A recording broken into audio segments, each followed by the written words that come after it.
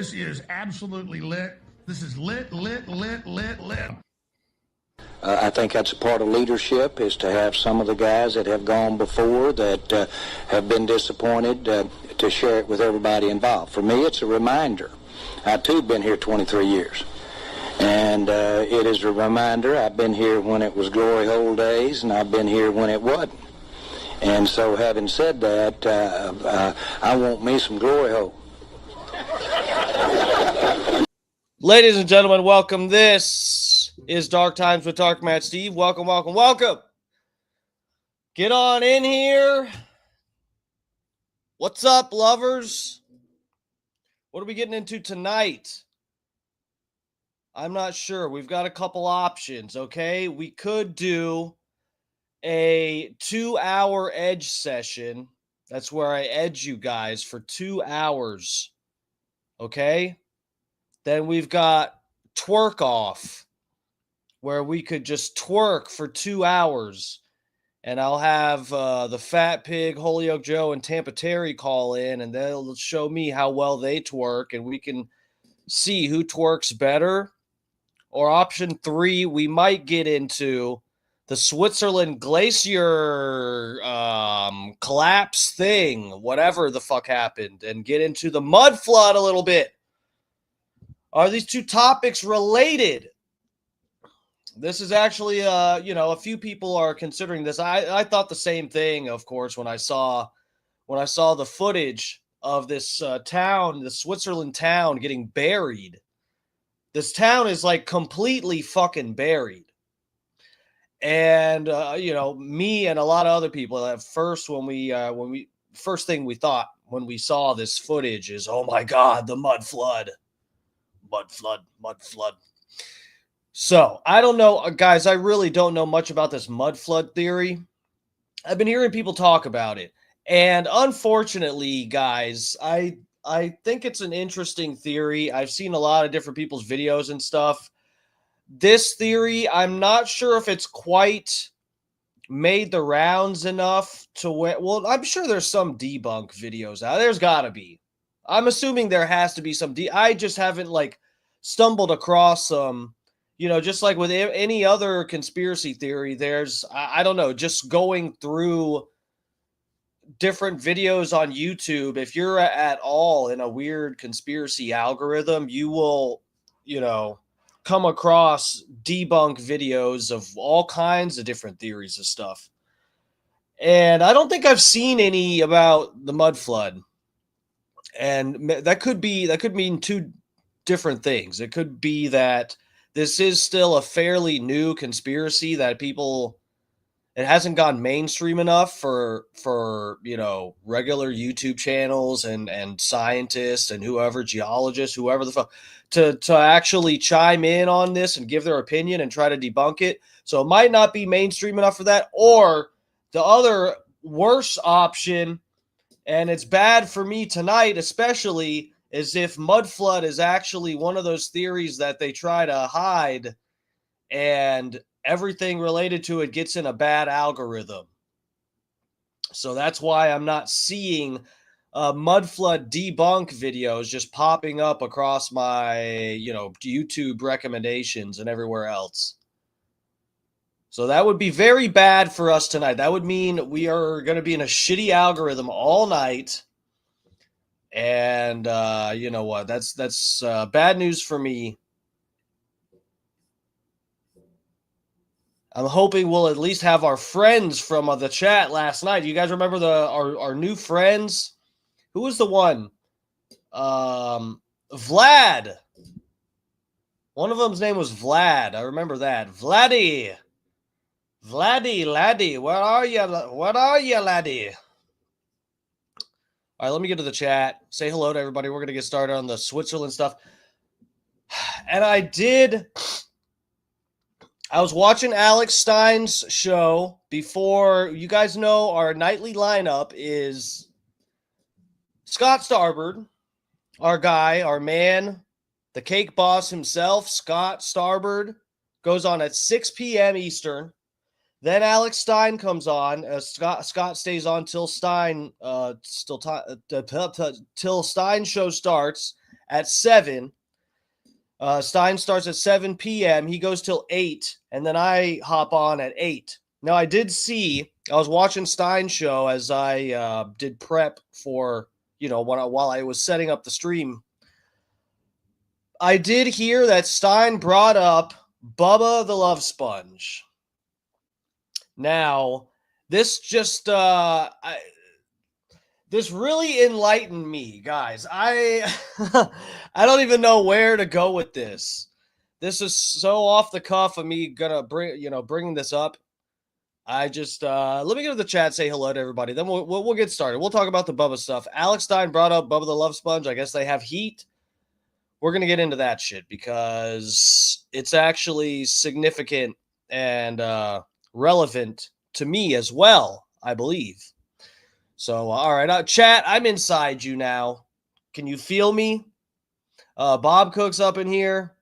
Michael Earl, welcome. Is Stacy in here, Bob? Where the fuck is Stacy? She wasn't in here last night, was she? Fat Pig's up in here. OOG7. What's up, bro? Oh, yeah, Tampa Terry. I love Tampa Terry's calls. It was a short call last night. But, yeah, I had 3 calls right at the end of the show.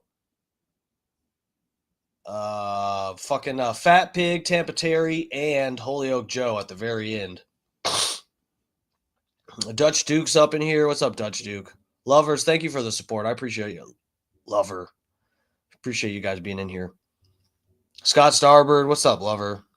The Cake Boss. I didn't even see this in the chat. Truth is Unbreakable is up in here. Big E is up in here. What's up, guys? Thomas Gilson. Did I highlight you already? Getting double highlights. Maybe not. I don't know. Thomas, what's up, bro? Thanks for joining us.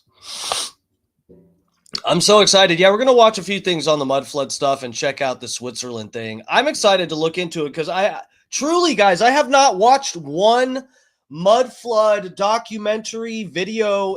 All I've seen is a couple things that have popped up on my Instagram.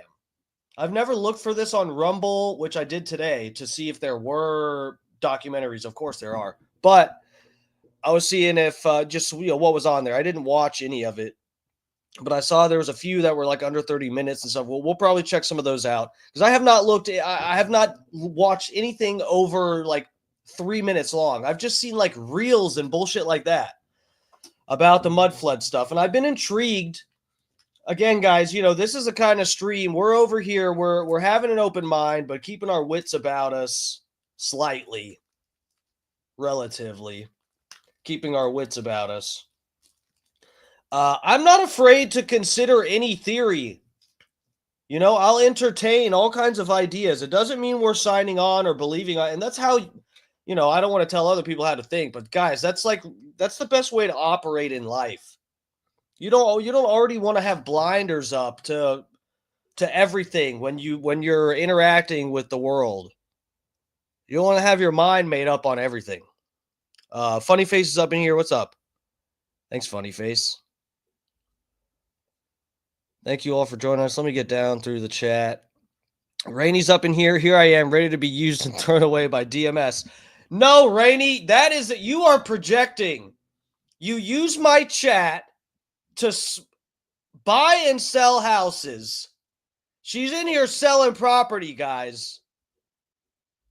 I haven't gotten one stinking penny. I haven't gotten one penny. If I want any kind of copper out of this, I'm going to have to go steal it from the AC units at the houses she's selling. Let me see.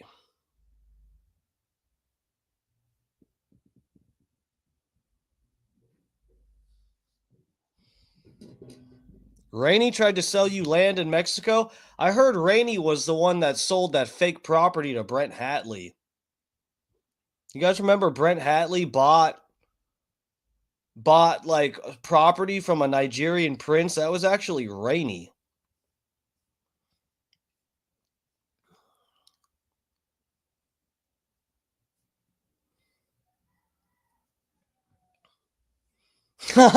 Rainey just said this in chat. I said it before I saw it. I swear to God, Rainey. Let me X out of this. I got tabs open. Guys, we got tabs on tabs. Okay, so let me take this over to Stein's thing. I think this happened within like the first couple minutes of his show. Let's look at Stein's show. We're gonna get I promise, guys, we're getting right to the Switzerland stuff after we just talk a little bit about this Stein / Clem situation.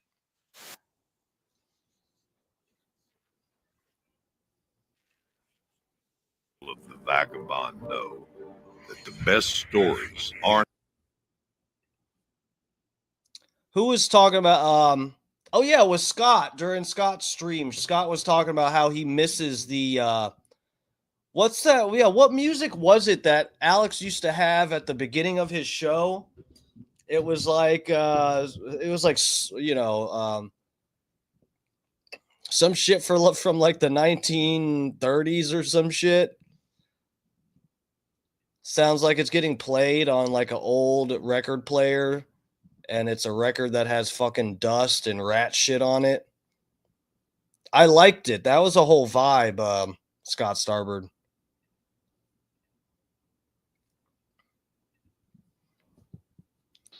Basically, the reason I'm here is because I believe all you white Americans owe me not only reparations, but also owe me for being in your country and making it better and doing the jobs that you guys don't even want to do because you're too busy watching Instagram. And yeah, I might have good English, but you know, I took a couple of Inglés sin barrera classes.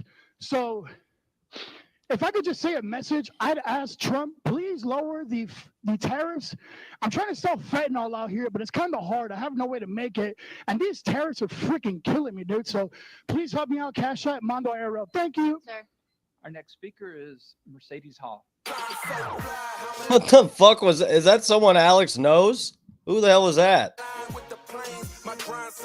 I missed this. I didn't see this part.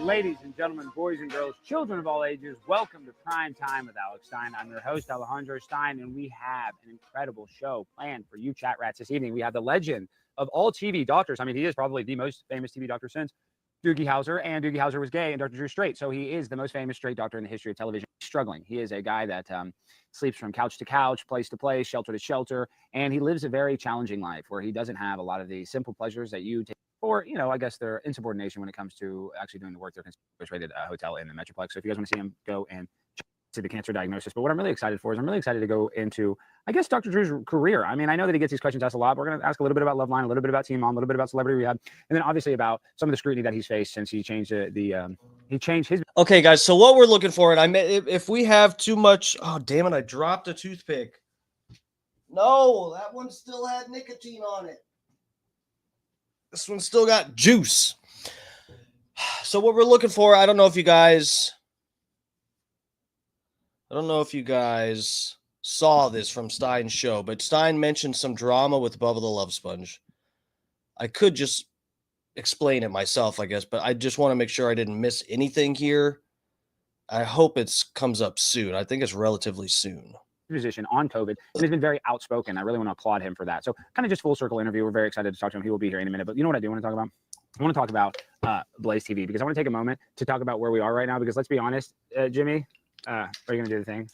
We just got his audio, so we're setting him up. We got it. We got it. All right. Well, should we just do this ad real quick? The winning ad. Give us a minute. Well, let's do the winning ad real quick. Can you scroll that and get that out of the way before the doctor comes on? All right. No, we can't. I should know it by heart. Jimmy has to. You want to scroll the ad? All right, guys. All right. I want to take a moment to talk about you're supporting investigative journalism that exposes corruption. An original document, 99 cents, Blaze TV, unfiltered, unafraid, on demand. All right. Are we ready for the doctor? Report it when we're live to actually go out there and get the message across to the other people that aren't watching the show. So I know it's just your job to watch a show. It's not your job to just share the show. I get it. That's your first responsibility to just watch. I shared the show. I shared the shit. I shared it on the twit. This week I didn't go on my regular. Oh, okay, here we go, guys. I found it. All right, so I guess this is all that he says about it. All right, but I see Morgan in the chat. Thank you so much, Morgan. Oh, now there's little crowns if you chat the most. That's very interesting. Oh, and I see Scott Starboard. There's a little drama with Bubba the Love Sponge. And I know this week I didn't go on my regular scheduled Bubba the Love Sponge appearance yesterday morning, and a lot of people are messaging me about it. And I just want to say that there is a little drama at Bubba Army with Primetime with Alex Stein because of some of my actions against John Morgan and some of my actions after and some of the words that were said. So I just want to say that I'm not mad at Bubba. I don't think Bubba's mad at me, but right now there's just a little heat. And what do you mean Bubba's not mad at me? Of course he is. If he's not having you on the show, right? Bubba's mad. Guys, okay. And hopefully I can mend the fences. I sent a nice little gift. I don't know how long it's going to take for Bubba to get it, but I think the gift will smooth things over. But yeah, so I might not be going on Bubba's show for the next little while. So if you guys are watching this and you're Bubba Army and you're in the chat, you might not see me for a couple of weeks. So make sure to tell Bubba that you miss me. Alex sent an edible arrangement to Bubba. Okay, so Scott Starboard said, I hit Alex up because he wasn't on the show Wednesday. So you started this. Oh, Tina's up in here. What's up, Tina?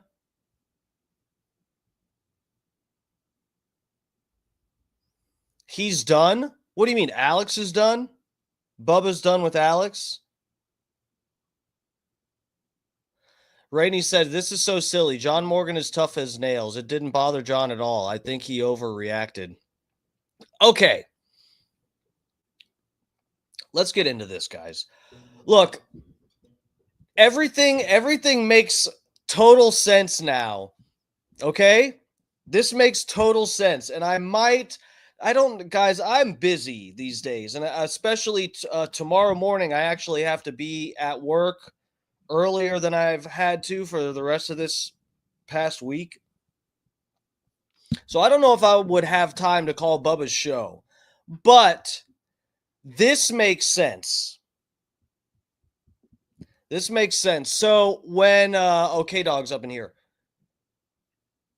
Okay, so when Alex went on John Morgan's show, that was last week, right? Wednesday or something, or no? I don't remember, but whatever the fuck happened, I think it was last week. Alex Stein was a guest host on the Bubba the Love Sponge show. And he got into a small debate with John Morgan. It wasn't even that crazy. All right? But during this debate, I can actually bring this up. During this debate with John Morgan, it got heated. It wasn't even a real debate, guys. It was just like him and John Morgan going back and forth for like 5 minutes or less. It was like something like that. I don't know. And it wasn't anything that crazy. It was John Morgan. Well, it was a little bit, but it was John Morgan talking about various things. And often when John Morgan calls into Bubba's show or does a zoom in or whatever, they end up bringing up Bill Clinton, okay? Because that's one of, the big names that John Morgan is friends with.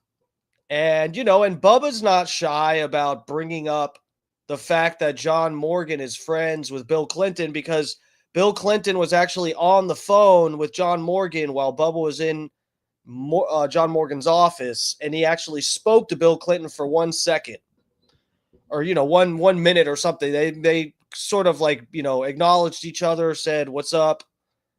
Bubba told him, I like what you did with Haiti. It's a booming country now. They're in very good shape. Haiti is. I like what you did with them. The Clinton Foundation was very successful in Haiti. We appreciate what you did. That's what Bubba told Bill Clinton over the phone, something like that. I don't know. Anyway, so yeah, this gets brought up. The fucking shit with John Morgan talking to Bill Clinton while Bubba was in his office. I think it gets brought up almost every time that John Morgan calls into the show, okay? So when Alex Stein was in the room, Alex Stein was in studio as a guest host when this happened. Let me go to my YouTube channel.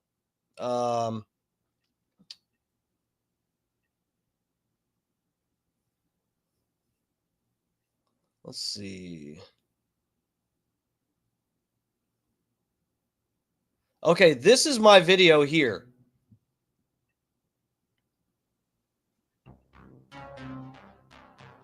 Wow, look at that cool intro.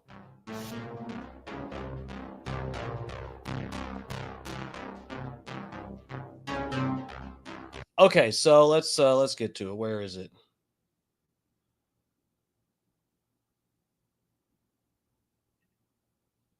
Maybe some throwdown. If Sapp didn't leave when he did.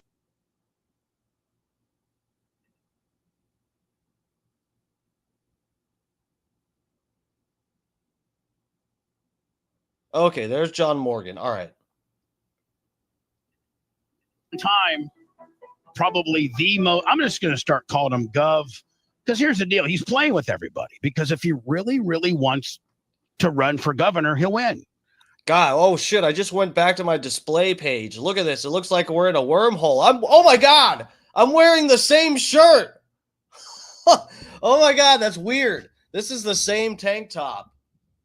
Hasn't been washed yet either since then. So I'm smelling myself literally tonight. So anyway. Wait, hold on. What are you guys saying? Yeah, Alex smoothed it over and allowed himself to be a punchline. Alex glazed John Morgan. John liked Alex.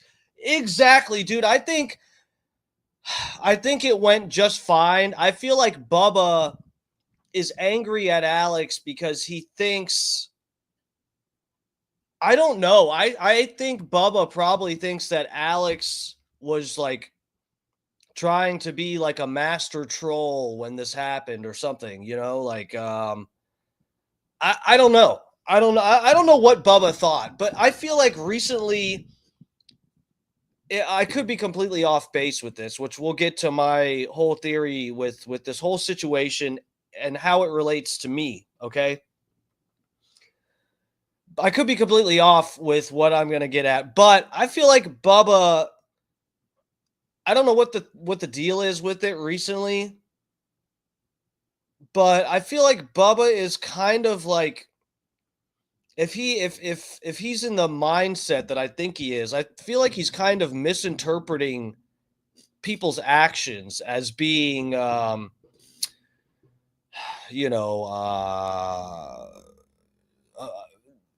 me, when it comes to me and Alex and probably other people. I think Bubba interprets some shit that people do as like a completely negative, intentionally bad thing.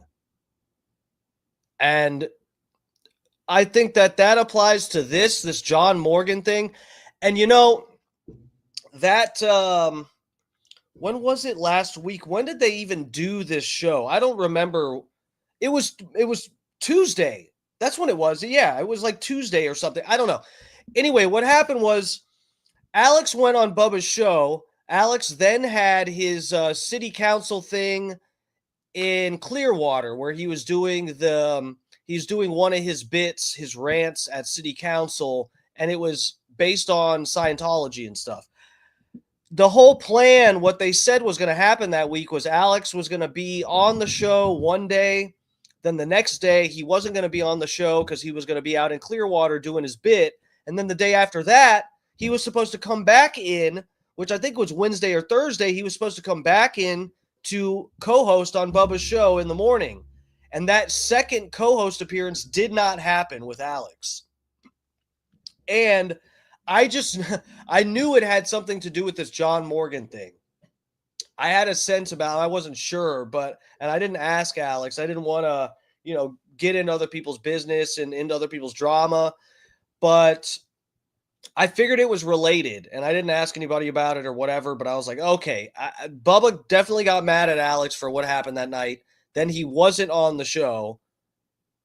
The next time, it was like the day after or whatever that they had talked about Alex being on as a co-host for that second day of that week. So I was like, oh shit. Bubba's actually pissed off, I think. But I was like, maybe Alex, he did his show that night. I was like, maybe Alex decided to just fly back to Texas so that he could host from the Blaze Studios or whatever. I don't fucking know. So I just go on with my life. But I covered this on my stream. So we'll see here when it gets heated a little bit. And I mean, John, I don't know if you have that type of swag, inner swag, but I've been your friend. My God, you've been on my show so many times that we have like our own little here. We have one of these. Everything he does is for the people. He's actually really cool. He's a big slinging D lawyer and got medical marijuana on the ballot. And keyed up, you have that. You have that. I used to look at very great baseball. John Morgan is a DACA dreamer. New things to introduce into my system. And we've talked about that. But there's so many different things that like neurotic type shit, like the restless mics are hot. So they have to play the music through headphones if you want. I don't even have a wife. I'll never have a wife or children. I'm going to die alone. What the fuck kind of stream am I running around here, guys? What is this? Oh, fuck. I'm trying to find the part where the heat got heating. Now, could you ever see a scenario where Stu would... For that island. Tacos on the street. Eating tacos on the street. And so Bill calls and oh God, here we go. So this is what happened. Bubba the Love Sponge had Alex Stein as a co-host and brings up Bill Clinton. I think it is Bubba that actually brought up Bill Clinton.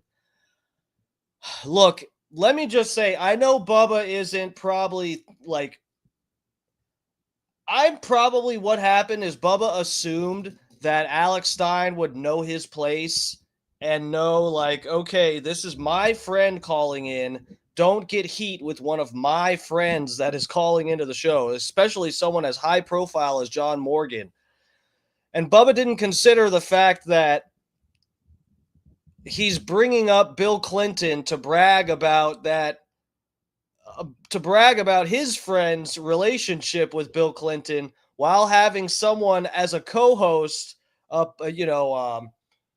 featured co-host, not like a full-time, but a guest co-host in studio who freely promotes the Pizzagate conspiracy. I don't think Bubba like really did the math on that because he wasn't thinking he had to. I'm not saying Bubba's stupid or something. I'm just saying, like, he had Alex in. He's not thinking about what's going to set Alex off and, whatever. So the Clintons got brought up and it got a little nasty. John goes, hey, Bill, Mr. President, can we call you back in 10 minutes? It's like, everybody except for Bill Clinton. Oh, yeah. But here's the bad thing. And, guys, it's funny because I get what John Morgan's trying to say. Like, even he's talking about who likes Bill Clinton. Everybody likes Bill Clinton. Controversial take. There's Democrats that don't even trust the Clinton. How he governed, and the party is not how Bill left it. No, it's so broken. Well, he left the balanced budget. He left no deficit. I mean, Alex right here is plotting his attack. It was 8 years of peace and prosperity. No wars. No wars. And look, the guy's a very, very, very smart guy. Are we talking about Bill Clinton right now? Yeah. Oh, fuck. So it goes downhill from here. Sniz, yeah, I just mentioned that. No, that is really funny, too. I almost put on the Bubba Army hat, but I'm like, Bubba, I don't know. He wasn't very nice to me last time I interacted. So I decided not to wear the Bubba. I almost had the exact same outfit on, though, guys. You have no idea. I'm probably, in this video, I'm probably wearing the same shorts that I have on right now, too. Alex didn't know any better. Well, I don't think Alex... Dude, Alex is like... I don't think he was thinking about trying to be diplomatic and whatever. Bubba's having John Morgan call in, and someone mentions the Clintons, and Alex is like, a fucking moth to the flame, basically. Oh, fuck. This was so funny. I fucking love Alex Stein. Dude, this was so epic. This was epic because Alex brought it up, and it stirred up the shit a little bit, but it all ended well. That's the thing. Like, I feel like Bubba took it as like a disrespect or something when Alex actually knows how to work. He knows how to fucking work. They put a bow on it at the end of it. Everything was fine by the end of this.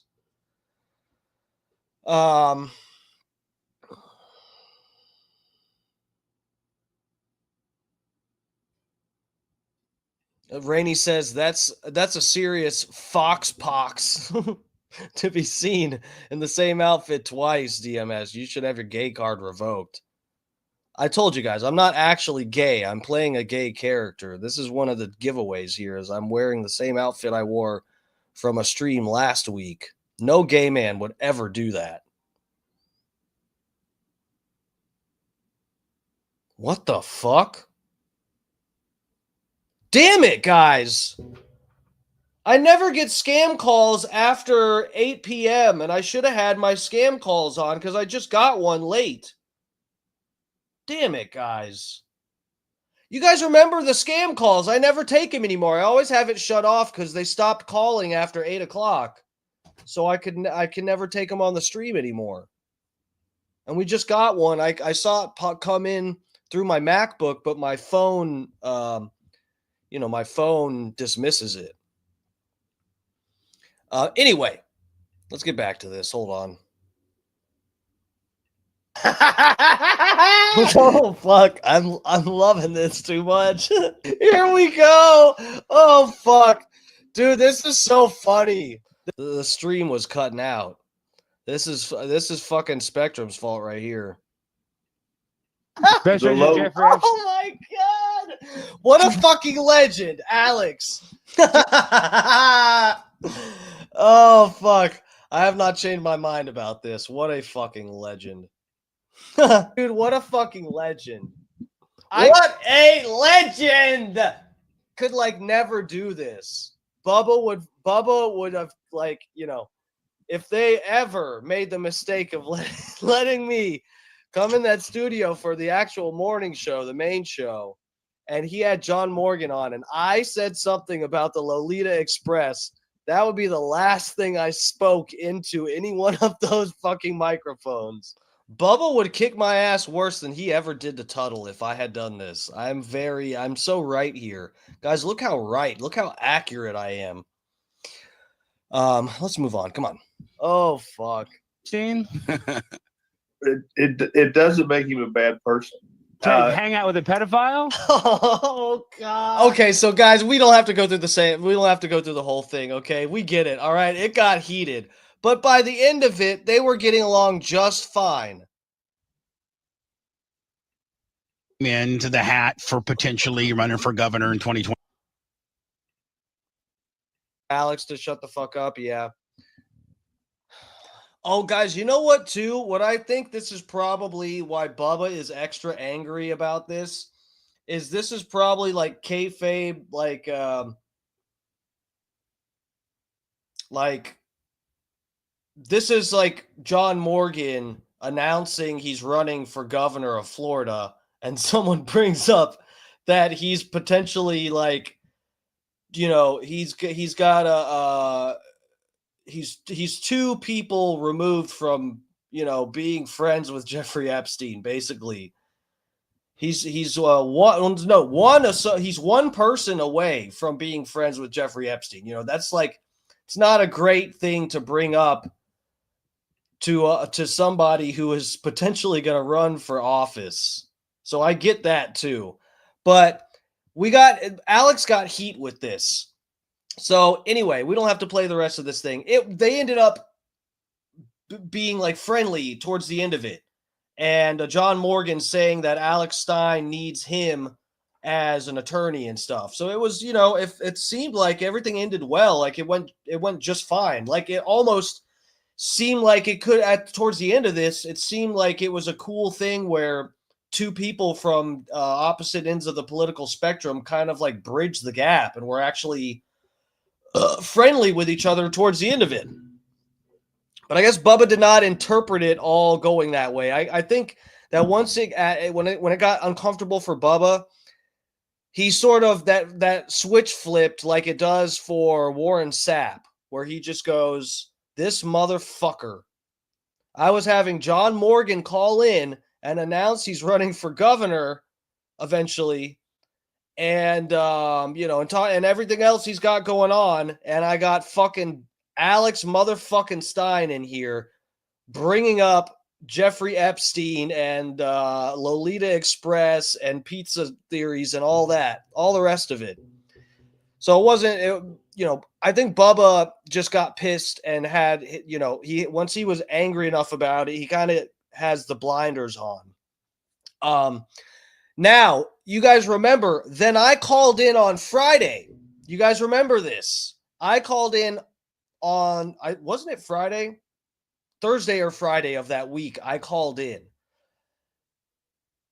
Actually, I called in 2 days in a row. That's the thing too, guys. I wanted one of the Whites for Warren shirts. Here I am thinking everything's cool with Bubba. Everything's all good between me and Bubba. I did the parody song for Bubba. And I thought everything went well. DMS play the last 40 seconds of the Morgan gimmick? What do you mean?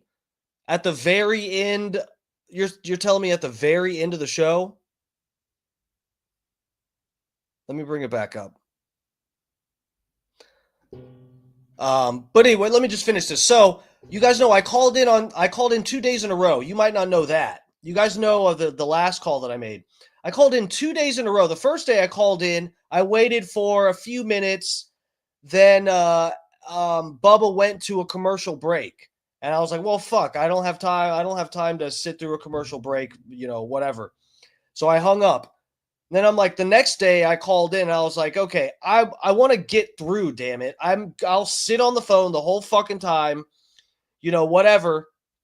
And I don't care how busy they are. I'll fucking sit through 2 breaks. I don't give a shit. So I call into Bubba's show about 9 o'clock.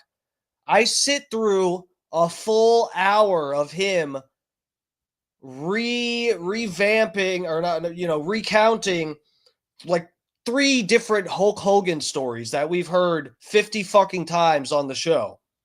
And I'm like, what is going on? I know he sees that there's a call in. I wouldn't be surprised if Bubba knows which number is mine. Okay. I've called into the show a lot, guys. I used to call in like a lot. Every time I sent in a song, you guys remember for the first like 2 years I sent in songs to Bubba's show. I called in every time I sent a song in. And then I called other times besides that too. Like it was at least a couple times a month or something. And so I'm like, don't they know my number? Like, what is the deal? I'm on hold. It's been 2 commercial breaks. Bubba's talking about Hulk Hogan stories that we've all heard. I know he sees that there's a fucking phone call there. What's the deal? And then there's like 15 minutes left of the show or something. So I text Lummy. And I'm like, Lummy, I'm on hold, bro. Lover, I'm on hold. Get me. Put me through. And then during, they go to another commercial break. And I'm like, what the fuck? And then Lummy gets on the phone and he's like, oh, hey, who is this? I was like, Stark Matt Steve, what's up? And he's like, he's like joking around. He's like, oh, hi, sir. How can we help you? And I'm like, put me through to the sponge. And he's like, all right, sir, right away, sir. And I was like, thank you, Mr. Executive Producer, sir. And then I get put on hold. And then the show ends. The ending music starts playing. And I'm like, what the fuck? And I heard Lummy tell Bubba that I'm on hold. Lummy told Bubba I'm on hold. And I'm sitting there on hold for the last 15 minutes of the show.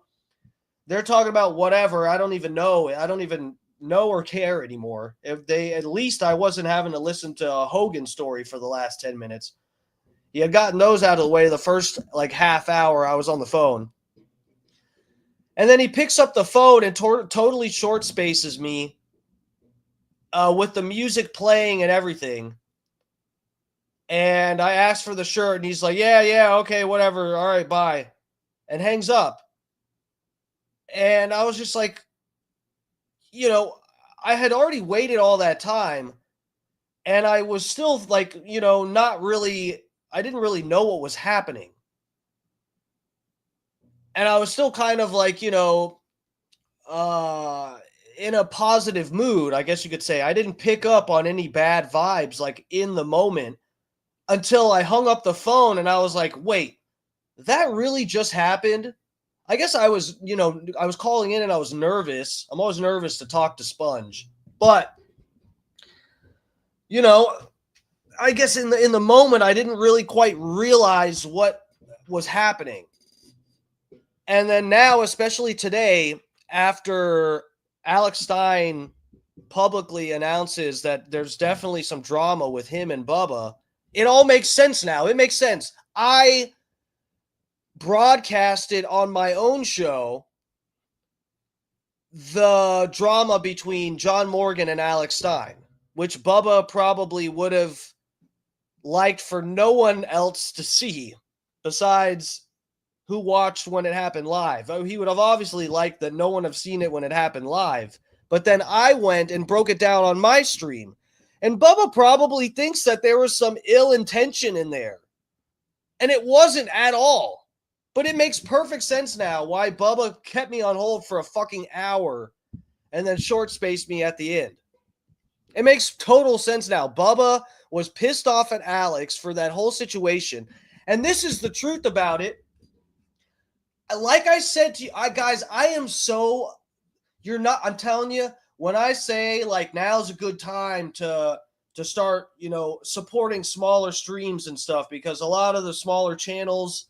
smaller creators like me, we are actually trying to be extremely, like, some of us, I can't speak for everybody else, but we're trying to be authentic and, provide entertainment without being a fake piece of shit and, whatever. You're not going to get this with a lot of the bigger shows. They like, a lot of shows will pre-watch and over-prep for stuff and whatever. And with some shows, I get it. That's, like, necessary, okay?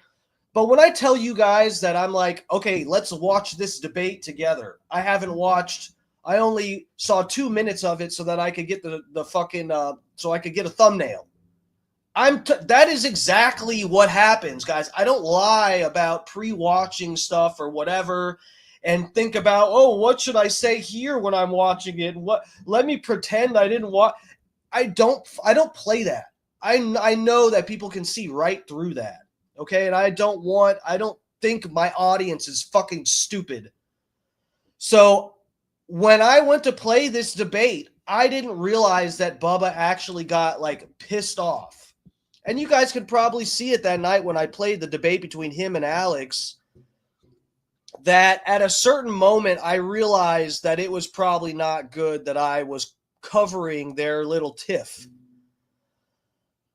But I truly had no idea that when going into it, guys, I was pouring sweat listening to little bits and pieces while I was painting the top of an RV.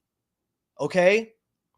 I didn't know what happened during this debate. All I know is that at one moment I'm hearing John Morgan is on the Zoom call with Bubba. And then I, can't hear it for a couple minutes. I'm rolling with this roof paint stuff on top of this RV, sweating my fucking ass off. And then the next moment I hear Alex Stein is fighting with John Morgan about Jeffrey Epstein and Bill Clinton. And I was like, holy fuck. I love covering Alex Stein's debates and content and whatever on my channel. I love covering Bubba's stuff on my channel. And I've covered, guys, I covered John Morgan's stuff on my channel. I covered his debate with that doctor, the fake doctor. Remember that, guys? That was a fun stream. He debated a fake doctor about legalizing cannabis and outed her as a fake doctor during the debate. It was so epic. So it's like, this is in my wheelhouse. I'm going to cover this debate. It's a cool little debate, and it's only like, I thought it was like a 15 to 20-minute conversation with John Morgan in total on Bubba's show. So I was like, this is perfect. I can break this down for a little bit. We'll look at some other videos. I'll make a whole stream out of it. It'll be good. And then halfway through reviewing it, you can see, I sort of realized at one point, like, oh, I can see Bubba's actually like pissed off. But it was too late by then. Too late. We were already balls deep into it. So anyway, this makes sense now. I thought Bubba, I honestly, guys, was like, Bubba's just jobbing me out to job me out. Just to, like, whatever. And that could still be the truth about it, that Bubba's just jobbing me out because he doesn't like that I smell myself. But, yeah, it makes sense now that Bubba was actually angry enough to not have Stein on the second day he was scheduled. But I thought maybe it was possible that was unrelated. But then now that today Alex says that there was real heat and Bubba didn't have him on the Zoom, their little Zoom collaboration thing they do every week, didn't have him on today for that because there is heat. It makes sense now. You know, I don't know if it's my place or not, but I feel like calling into Bubba's show tomorrow and apologizing on behalf of Stein and myself. And just being like, Bubba, come on, let's collaborate. Let's make content. Stop getting pissed off. I get it. Alex Stein, fucked up a little bit. He could have, what the thing is, guys, is Alex could have been a little bit less, aggressive with it. He could have really been a little more lighthearted with it at the start. But it ended up there at the end of it. They ended up, being cool with each other, John Morgan and Stein. So, it worked out, guys. I just wanted to explain that and put that into perspective. I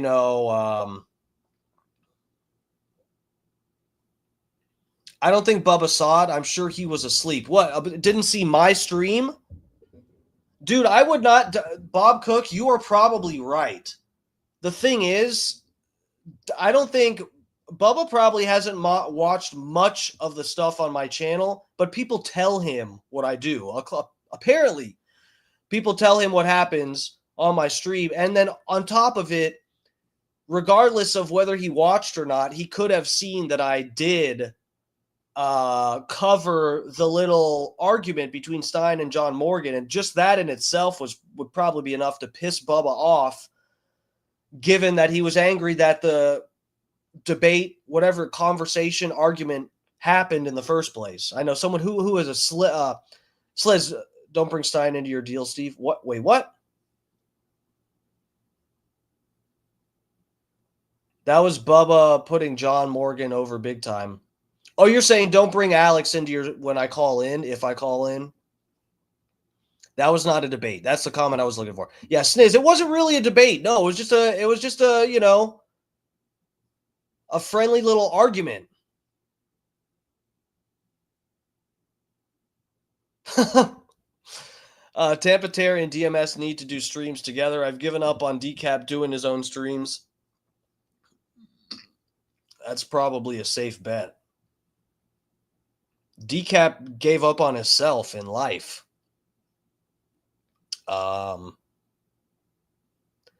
Keep you two separate, but that's the thing. It's like the same issue though. The current climate with the BRN and Stein and myself seem to be related. Are they not? Are you guys saying that it's like completely unrelated? That Bubba would put guys, who else would Bubba do that to? Who else would there's no one else that's a like supporter of the Bubba Army that he would keep on hold for an hour and almost like not take the call at all, like in the show.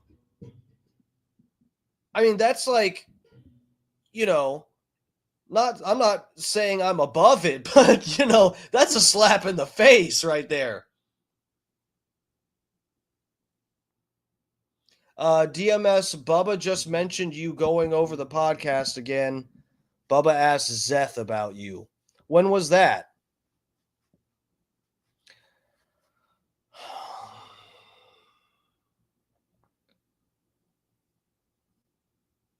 What was that, today?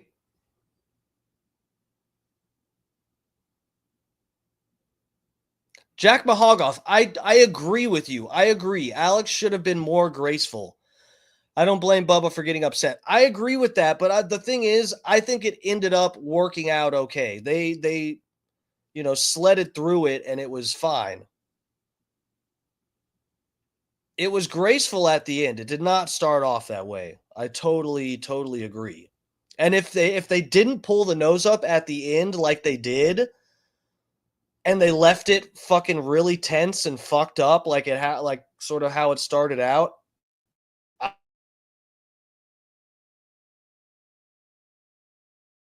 I staying like a little bit upset with Alex. But I feel like it worked out so well. I feel like Alex questioning John Morgan and checking him on, the whole Bill Clinton Epstein thing ended up as an opportunity for John Morgan to defend himself and actually, look good doing it. John Morgan didn't flinch at that whole thing. It was like nothing to him. He's a fucking smooth operator. So anyway, it'll work out. I hope so, Bob Cook. Guys, there's times Bubba gets mad at me and I get upset with some stuff and whatever. But you guys have to know, regardless of whatever, I have a history with Bubba. He has been nice to me, and there's different stuff I wish worked out differently and whatever, but I will always have a place in my heart for Bubba. I just feel like, things get lost in translation and whatever. And I everybody's got their own perspective on when any kind of fucking drama or whatever happens. And, what can you say, guys?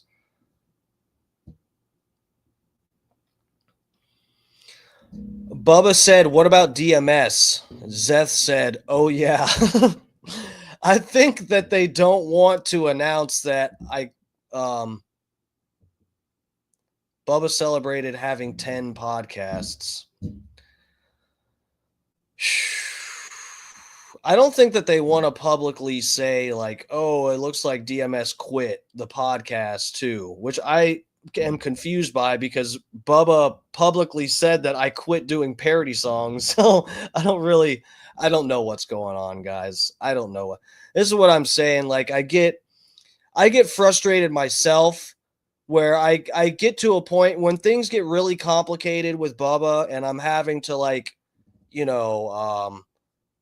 cut out entrails from, small animals and interpret and decipher but you guys know what I'm joking, but it's like when I have to like do advanced arithmetic to figure out what the fucking equation is with Bubba at any given moment, it's just like it's frustrating because I've worked so hard at doing the parody stuff and whatever, overthinking it. No, you have a point. But like, do you guys understand though that that's kind of a thing with every employee that Bubba has? Is like people are constantly trying to interpret what's a work, what's a shoot, what's what. But you guys remember Bubba fired Stone Joey Logano, and it was like they left it sort of like Stone Joey was going to go. He was doing actually full time at college, so he was going to stop working at the show and maybe come back later. And no one had really quite explained the fuckery between him and Lummy. That Lummy had big issues with him. Anyway, Stone Joey was gone from the show. I was working on some other parody songs. You guys know my Biden parody song about the You Ain't Black parody song. You guys remember that one about Joe Biden saying you ain't black. And I did it to the tune of that song Paint It Black. Anyway, when I made that song, I did not know how to fuck around making videos and stuff back then. But Stone Joey Logano knew how to, like, do decent video stuff. And so I hit Stone Joey up And I sent the song to Bubba's show, and they said they couldn't play it because the show was just like, or the song, they wouldn't play on the show because the song was just too crazy. And it was. And, but I still asked Stone Joey, I was like, hey, Joey, would you mind making a video for me for this song? Da da da da da. And he's like, oh, yeah, I'll do it. This, and that. And, dude, at the end of it, it came out. Joey ended up telling me that, I wasn't sure whether it was like a work, like the BRN was having you ask me to make this video so that they could see my video skills. And I was like, dude, they don't want this song. And plus, I had to tell Joey to take all the Bubba Army logos out of the music video that he made because they didn't even want to be associated with it, okay? That's how good my Joe Biden parody song was. But this is what I'm just giving you guys an example. Even people that got fired from the show are still like interpreting what's a work, what's a shoot. Is Bubba trying to reach out to me through DMS and da-da? Guys, this is like, Bubba's admittedly a little crazy. And even his psychologists and psychiatrists quit him and stuff. You guys are saying, some of you may think, oh, Dark Match Steve overthinks whatever. Guys, you have to. You have to. Okay? Okay, anyway. Play that parody. Johnny Z wants to hear that. Oh, Johnny Z, welcome, sir. Thanks for joining us. I don't know where it is. I took it off. It was pinned on my Twitter page. I'd have to look. We still got to get to the mud flood stuff, guys. We're never going to get to it.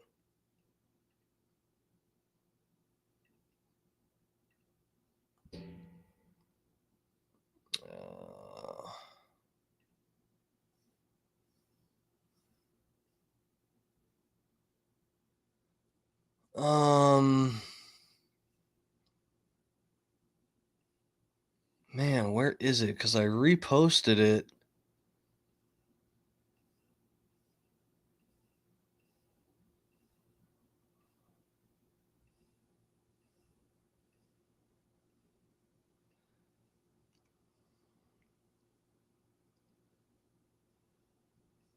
I don't even know what the fucking video looks like.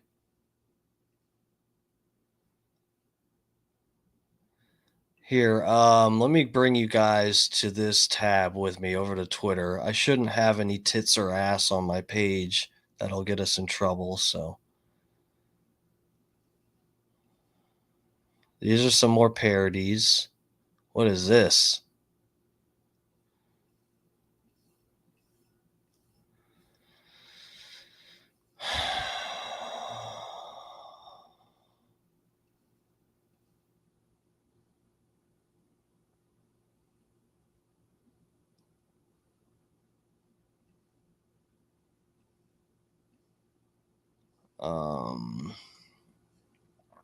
That it? No. I'm looking, guys. It's on here. Oh, guys, I recorded a funny video, too. I got to post still. Real Man of Genius. There's the Groomer song. Oh, my God. We're way back deep. We're going deep right now, guys. Dark Times. What is this?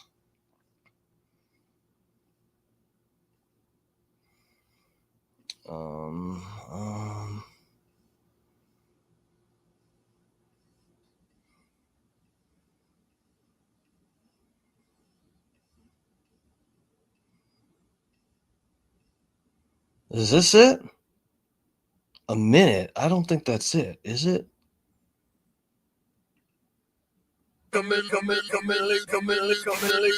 Oh, this is a different one. This is my Kamala song. Let's listen to this.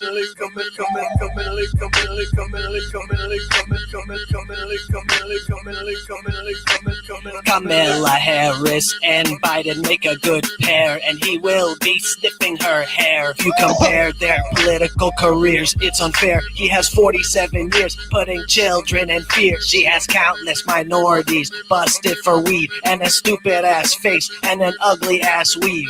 They want to abolish all the popos and the coppers. When Biden tries to speak, it's a real showstopper, but he can't without a teleprompter in the backdrop. Hunter Biden had child porn on his laptop. Oh, God. Oh. Trump rallies leave all the ladies dripping, sopping every day. New people on the Trump train hopping. Joe forgets his name while Zoom feeds dropping with Cardi's booty popping like Ovo Redenbacher. Stone Joey made this video, guys. Motherfuckers on pills. Oh, thank God it didn't reset. Okay, let's keep going. Let's find that other one. Oh, God. Do you guys know what the deal is with this?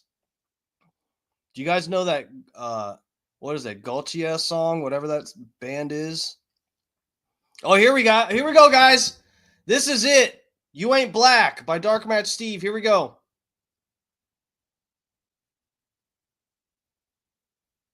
Oh, God. It's a long way until November. We got more questions. You got more questions, but I tell you, if you have a problem figuring out whether you're for me or Trump, then you ain't black.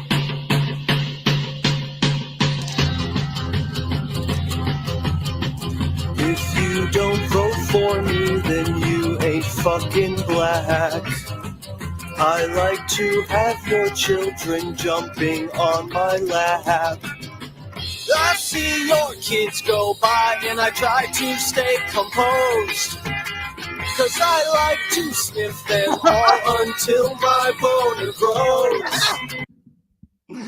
Stone Joey made this fucking video, guys. I see your toddler and they look just like a snack. I have to grope them because self-control I lack.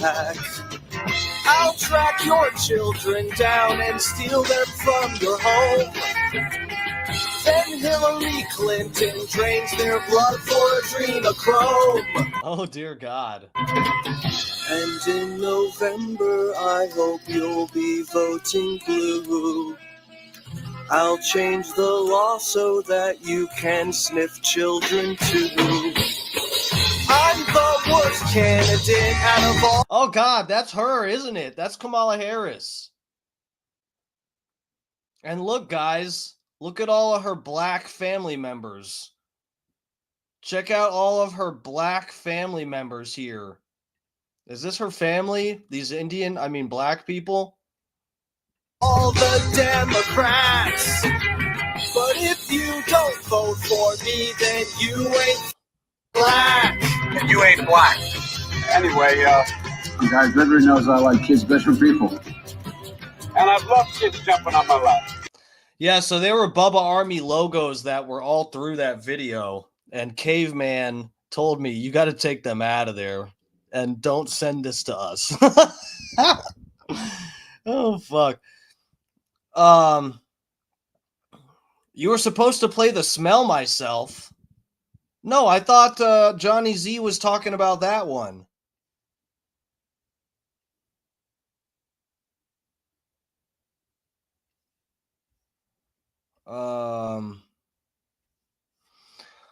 All right, guys, let's take a look at the Switzerland stuff. Enough of this.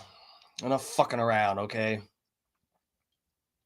God damn, we went down a whole ass. I'm gonna have to rename this stream Breaking Down Bubba Army Drama episode 62. Okay. So let's look at this Switzerland footage.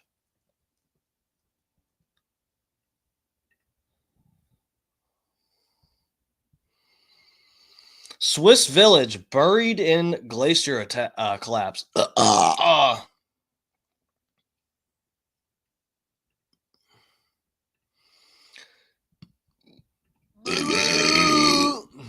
Can you play smell too?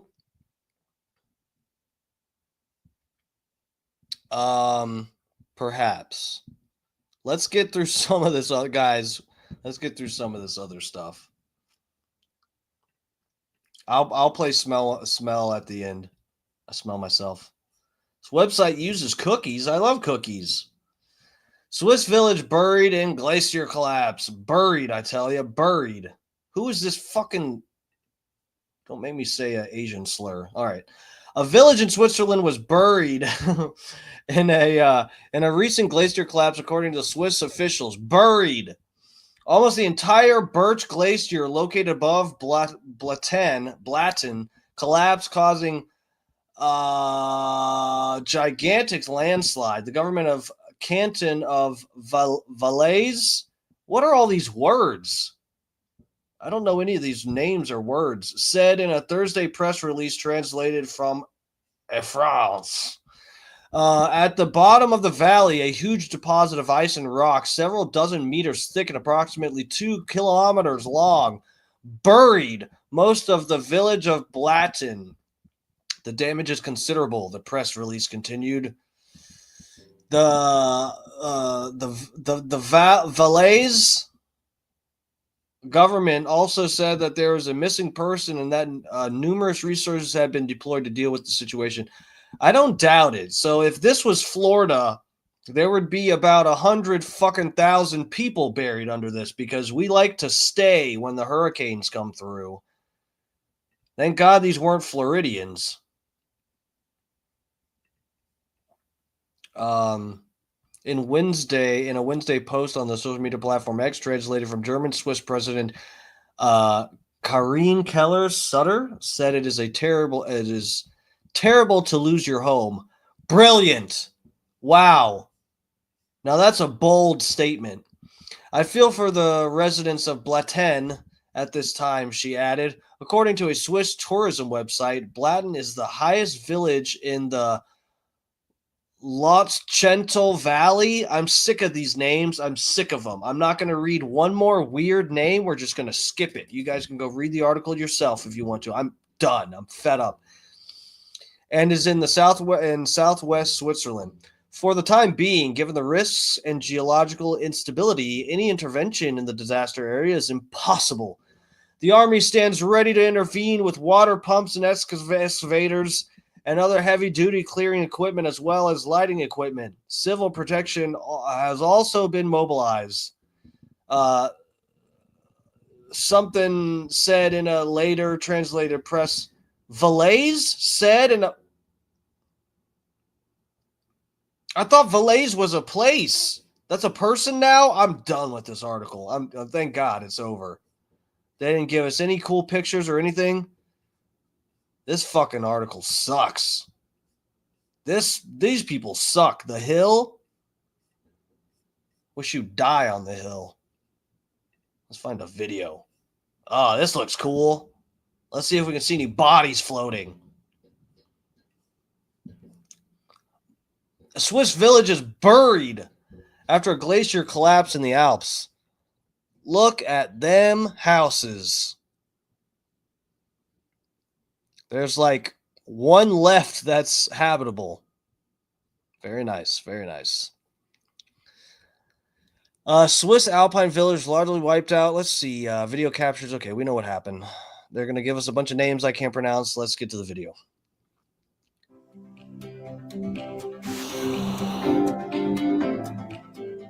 Eaton. All right, let's check this out, guys. I'll blow this up. Let me go down here.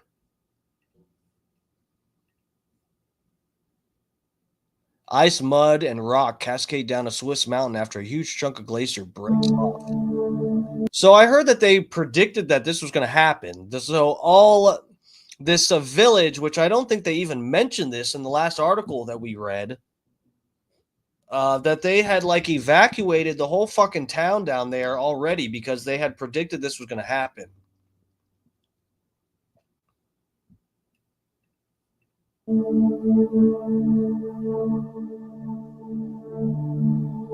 That is fucking nuts.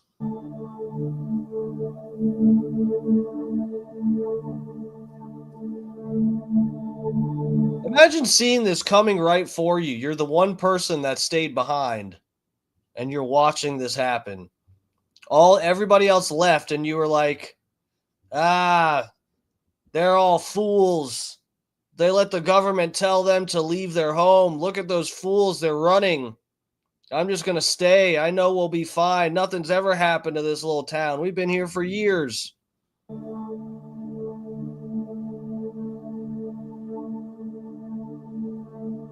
You look up and you see this and you just start packing a bag.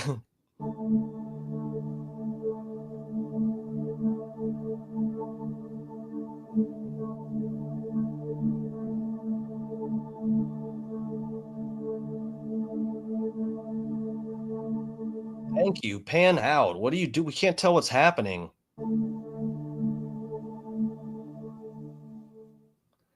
So that's someone who recorded that. That's someone that's like up on one of the mountains, I assume, right? It looks like they have a place there. It's probably some resident. Video went viral Wednesday afternoon as the disaster unfolded. Afterward, a massive cloud of rock, ice, and dirt rose up and enveloped the mountains and valley, reminding some of the cloud of an atomic bomb. Reminds me of the World Trade Center, 9/11. Never forget. I already forgot about the atomic bombs. What happened is the unthinkable, the catastrophic worst-case scenario. Christoph Lambiel. I already told you guys, I'm done with the hard names and stuff and words that I can't pronounce. I'm done. Specialist in high mountain geology and glaciers at the University of, I don't know how to say that either, told RTS Swiss television. This guy said scientists knew something was coming thanks to increasingly frequent rock falls from the mountain face onto the glacier. Okay. But he said the glacier's total collapse was not predicted. How did they convince all these people to get out of there if they didn't predict the total collapse?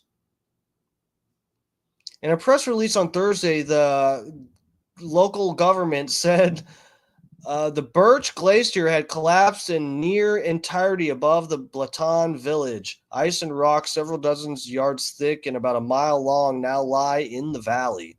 The damage is considerable. Local river has been blocked, press release says, and a lake is forming. That's interesting. The challenge lies in the behavior of this accumulation of water and the Lonza River, which could cause a torrential lava flow if the river overflows into the deposit. What? Lava flow? One person, a 64-year-old man, had been reporting missing, according to the police, and a search has been suspended temporarily due to dangerous conditions. Oh, he's fucked. This guy said the Birch Glacier was different from others. It is the only glacier that has been advancing for the past decade, he said. All the others are receding. Its advance, he said, was due to the rock face breaking off above it, which dropped boulders on it, adding weight and pressure. The rock falls were due to climate change. You know that word was going to come up here. You just know it. When we know also they're unrelated. Right, guys? The increase in the falling rocks is due to the melting permafrost, which increases instability.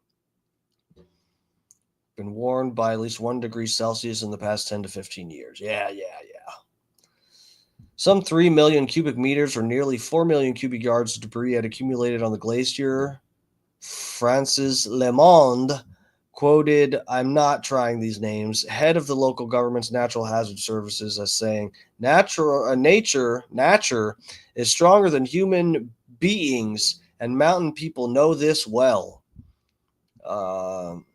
This other person told reporters after the disaster, but what happened today is absolutely extraordinary. It was the worst we could have imagined. Okay. Is there any crazier footage? Look at this. Hold on. Is it going to let us like zoom in?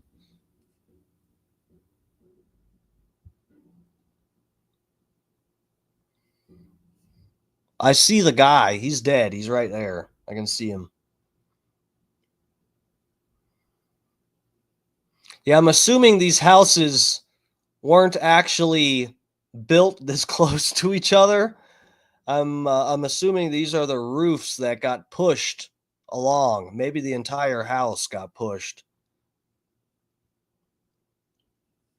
I don't think they like living that close to each other.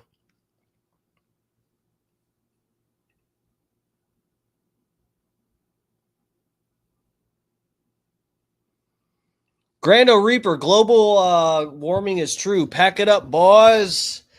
Yeah, see, I think it is possible that when it comes to global warming, that's, should we even go down this rabbit hole debate? There we go, Fat Pig. Call in and debate me on global warming. That's what we should do. Fat Pig wants to debate me. He's looking for some verbal abuse, so he wants to debate me on something. I will gladly talk down to him as I absolutely school him on any subject. Yeah, no, global warming, I mean, I think it's definitely, I haven't looked at all the data myself. I know there's a lot of argument about some of the graphs and stuff, and the intergovernmental panel on climate change. A lot of people argue that because their mission statement or mission directive, whatever it is, that their mission was to, they are given funding to, if you actually, look at the wording of what the purpose of the IPCC, they are actually supposed to use their funding to find human causes for climate change.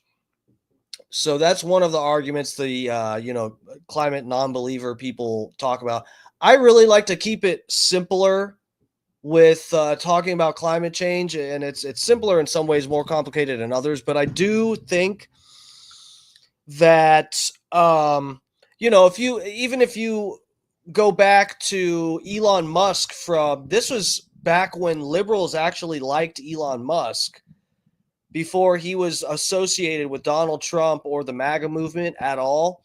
Even Elon Musk, this was like years ago, I think on Rogan's show and stuff, he talked about, and other people, not just Musk, but, he has a fucking electric car company. So you think Elon Musk would be one of the last people to say this, but the planet is like technically carbon starved at the moment. For optimal plant life, I have talked about this on here before, but it is said that for optimal plant life, ideally, you'd want something like 1,200 parts per million of carbon in the atmosphere. At the current moment, I believe we're between like 300 and 400. I think it's north of 300, but under 400. I could be wrong, but it's around there. I know it's around there. I'm not far off. So this is the thing. Scott Starbird, true patriot in here, said climate change is a hoax, all caps. No, Scott, I just I don't really agree with that, but I think people are kind of missing the mark in a way with this, and they're kind of not paying attention to some things. Now, in some ways, I think some of the climate change people, the global warming people who have been really focusing on carbon, I kind of think it's a little bit of a red herring, because like I said, there are plenty of knowledgeable, credentialed people that acknowledge that ideally for flourishing plant life on the planet, which is what we need if we're going to grow food and everything, it's not just trees we're worried about. All of our crops, all of that stuff requires carbon in the atmosphere to grow better. And they grow a lot easier if we have a higher concentration of carbon in the atmosphere. So if you acknowledge that and say, even like Elon Musk said, if we could replace free, even do it for free, if we could replace every car, replace the engine and just make it electric. You don't even have to buy a new car. You just drive your car into some place. They'll turn it into electric and you can plug it in at your house and whatever. Like, even if they set all that up for free for everybody and nobody bitched about it, everybody was on board, we would have to add, it would probably be a good idea to add carbon to the atmosphere because it helps plant life so much and in turn would help with human flourishing as well. The problem is, which I will acknowledge, is that we have situations like this. There may or may not, and I know there's a lot of argument about sea level rise and stuff like that. And, you know, the anti-global warming people, they'll pull up a picture of fucking the Statue of Liberty, Ellis Island, or some other place where you can see that the water is at the same level. If you look at the pictures they provide, the water, there'll be some picture of the Statue of Liberty from like 30s or something like that. And then they'll look at a picture now and the water is literally at the same spot. There's all kinds of factors that go into this, land fucking shifting. There's all kinds of stuff. So you don't really know if the water level is actually, it could have risen, but there's erosion and different plate tectonics and all kinds of shit shifting that would make it appear that the water itself isn't actually rising.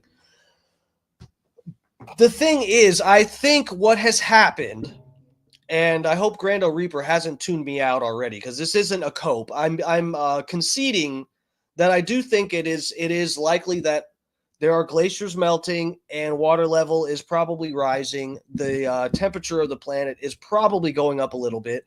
I can give you all of that. But I think the issue is, and I've talked about this when we talked about the younger Dryas impact hypothesis and stuff. Guys, we are sort of still coming out of an ice age, if I understand correctly, with the little bit that I've looked up regarding the Younger Dryas impact hypothesis and, fairly recent human history.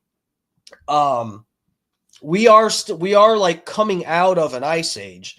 The problem is, Grando Reaper said CO2 traps heat. That seems to be true as well. Even though I've seen people debate that, I don't even have to. I'll give you that. I'll concede that it seems like it is true. I don't know all of the data on that or whatever. I can give you that. It still goes along with my point that I'm saying. What I think has happened, guys, is the human race has sort of established itself. We've gone through the Industrial Revolution. We've got all this tech. We've got big cities and a lot of having big cities and fucking importing and exporting stuff. There's a lot of like coastal populations and stuff like that.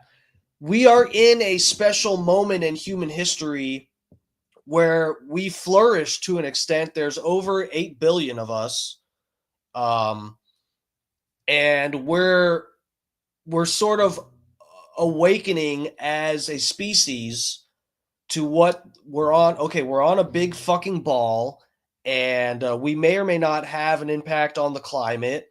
And let's take a look at what's happening across the planet, trends of weather and temperature and everything like that.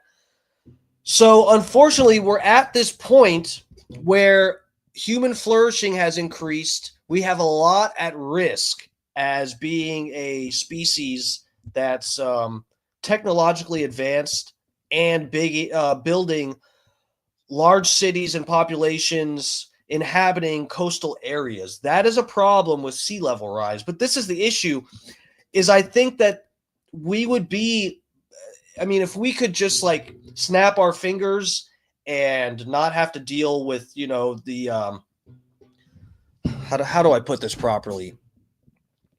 Ideally, our CO2 levels would be higher. It would probably cause the sea level to rise a little bit. But ideally, this would have happened before we had established big major cities and all these coastal areas.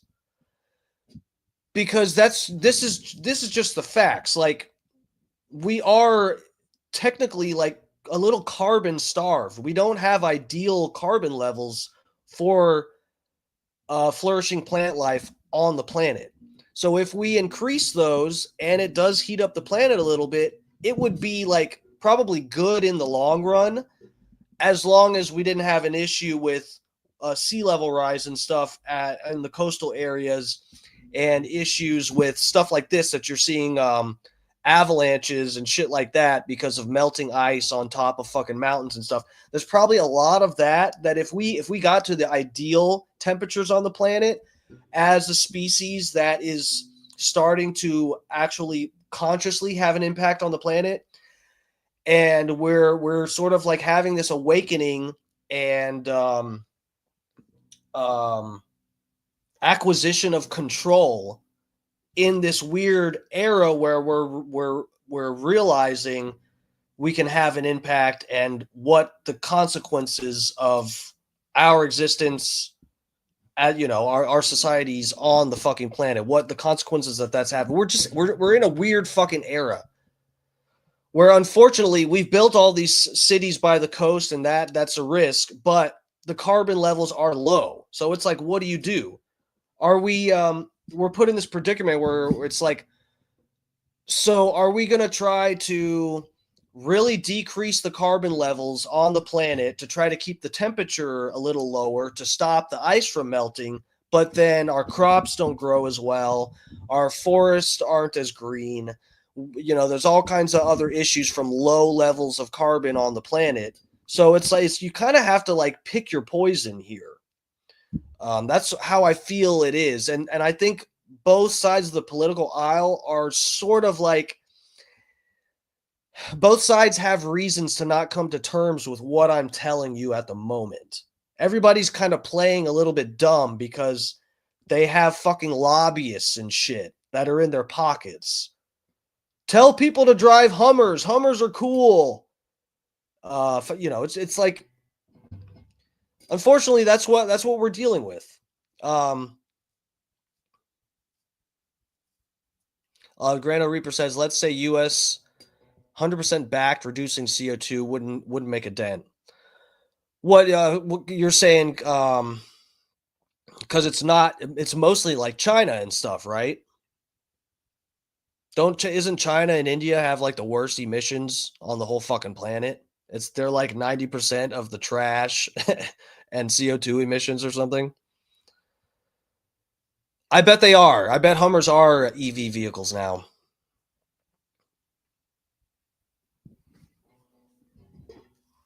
All right, let me get back to this tab. Yeah, China has insane smog.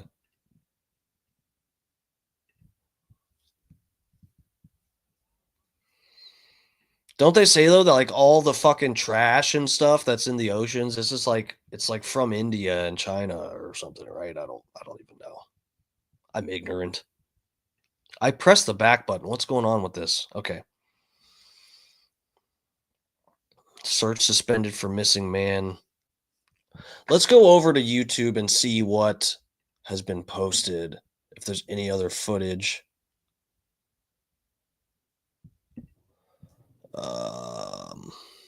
Okay. Let me bring you guys to this tab.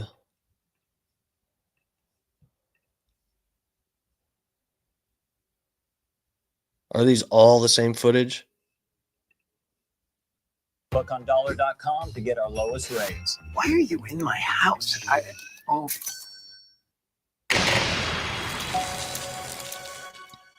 An endless journey. Oh yeah, that looks bad.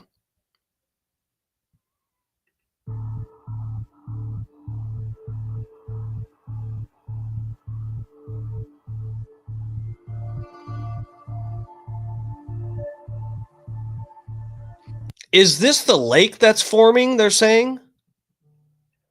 Hold on a second. I think we got the fat pig calling in. We do have the fat pig calling in. Hold on one second. Let me get over to this tab so we can take the fat pig's call. Gotcha. Hello, fat pig. Oh, hello. Welcome, sir. Welcome to Dark Times with Dark Match Steve. You're on the line. Yeah, you're talking about climate change. You wanted me to debate you. Which side of the aisle am I on? I don't know. That was Well, I was being facetious. Jesus Christ, you don't even know how a fucking debate works. You're the one calling in to debate me, motherfucker, and then you want me to tell you what position. You're the one who said on your show, call in and debate me, motherfucker. I did not tell you. I don't remember what You literally. Okay. I don't remember what words I used, but that. All right. Well, you got 5 minutes. We'll start with the ice caps. You're talking about the water level rising. Yeah. What about it? Well, you think that's real? Like if the icebergs melt, that the water level is going to rise? Maybe. How so? Well,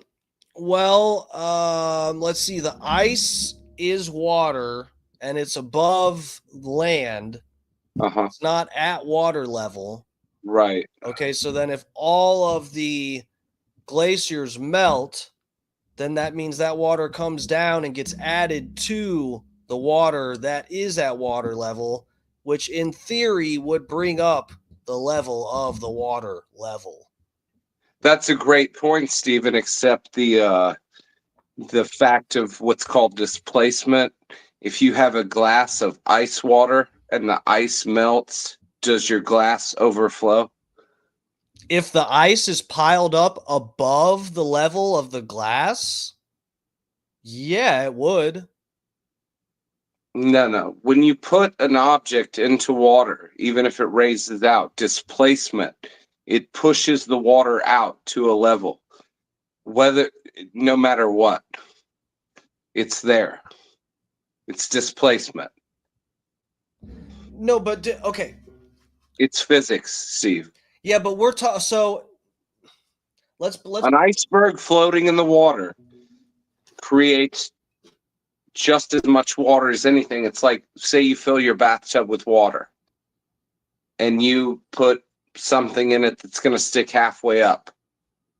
The water level is going to go up. But if it melts, it's not going to go up any further because the water is already displaced based on the weight of the object. Yeah, but that's assuming. No. I see what you're saying. Boom, roasted. No, but I God damn, this has been on here so long it won't come off. I was gonna draw something, a diagram. Let me see if I can get this off. Tuh. Let's see if a little spit helps. It did help a little bit. God damn it. This is taking too long. I thought this was going to be a little more seamless. No, see, Steve, it's the same thing like, for example, erosion or an earthquake or settling. If you take a bowl of water, you can fill it with sand. And you can pile the sand above the water. But then once you shake it, the sand will settle below the water. No. I think you're using the wrong metaphors here. Give me 1 second to clean this off. I'm going to draw a diagram. You can see me right now, right? You're using... No, I can't see. I don't have the camera on. Oh, really? Yeah, really. I thought you could still see me, though, because I had my camera on. No. God damn it, this is dry erase and it won't fucking erase, I swear to God. Yeah, the cow farts are going to kill all of us. Boom, roasted. God damn, chat, help me. He's roasting me while I'm trying to clean my board off. The 18-wheelers are going to bring me all my organic food. Boom, roasted. Guys, stop him. I'm going to make spaghetti again for the 18th day in a row. Boom, guys, roasted. help. Son of a bitch. Okay. I dropped my toothpick on the floor and then acted like I didn't put the same one back in my mouth. Boom, roasted. I did not act like I didn't put the same one in my mouth. I definitely made it very clear that I put the same one in my mouth. I have emails and stuff written on this thing I can't let people see. Passwords. Yeah, pull up all your info. You guys See, want my if social? if you actually looked into like the problem with the world, Steve, it's not climate change. There's much bigger issues at hand. I know, like white supremacy and anti-Semitism. Oh, fuck you. That's not what I'm talking about. I was going to say the overfishing of the oceans. All right. Are you going to be able to see this? Let me do my whole page so the audience can see. Okay, so Probably not, but it'll make it better this way. Okay, this is going to work. All right. So this is what I think you're talking about. If you have I'm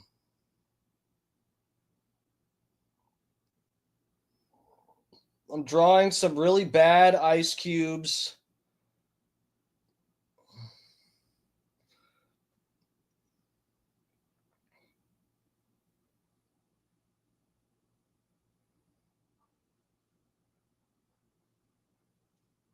Where's the okay? So if you have ice that's down in a glass,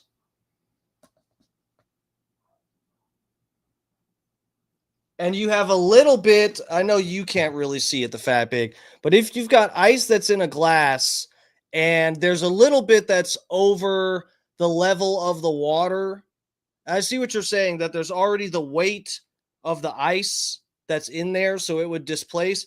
The better metaphor that I'm thinking of, which applies better to glaciers, if you're actually talking about something that That's what I'm talking about. The metaphor is to equate that to it to make it simple for your mind. yeah, but okay, if you actually consider the ice that's not floating in the water, though, the ice, if there's ice across the planet that's floating in the water, I'm not even sure. You might be right about physics and about displacement and whatever. That's fine.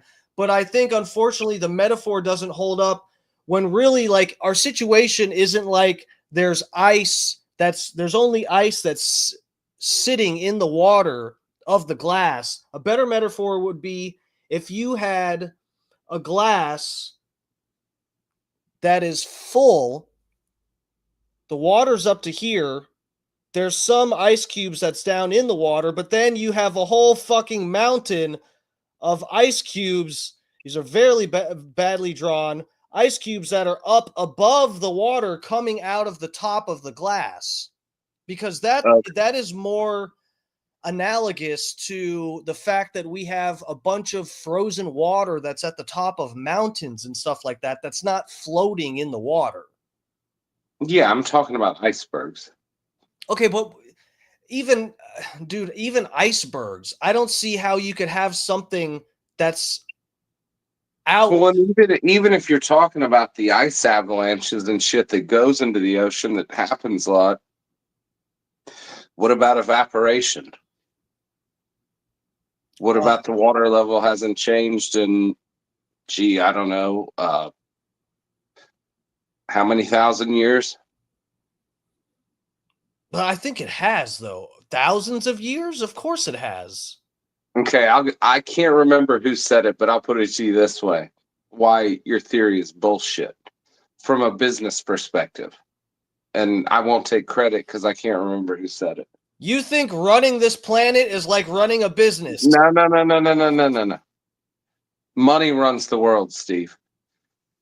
Real estate runs the world. So why would people still be buying oceanfront property if that shit was real? Why would Obama buy a $70 million mansion right on the water? No, Because it's all bullshit. I agree. Maybe they have good insurance. I don't know. No, do you make a total good point? That guy, I think his name was Dan Pena.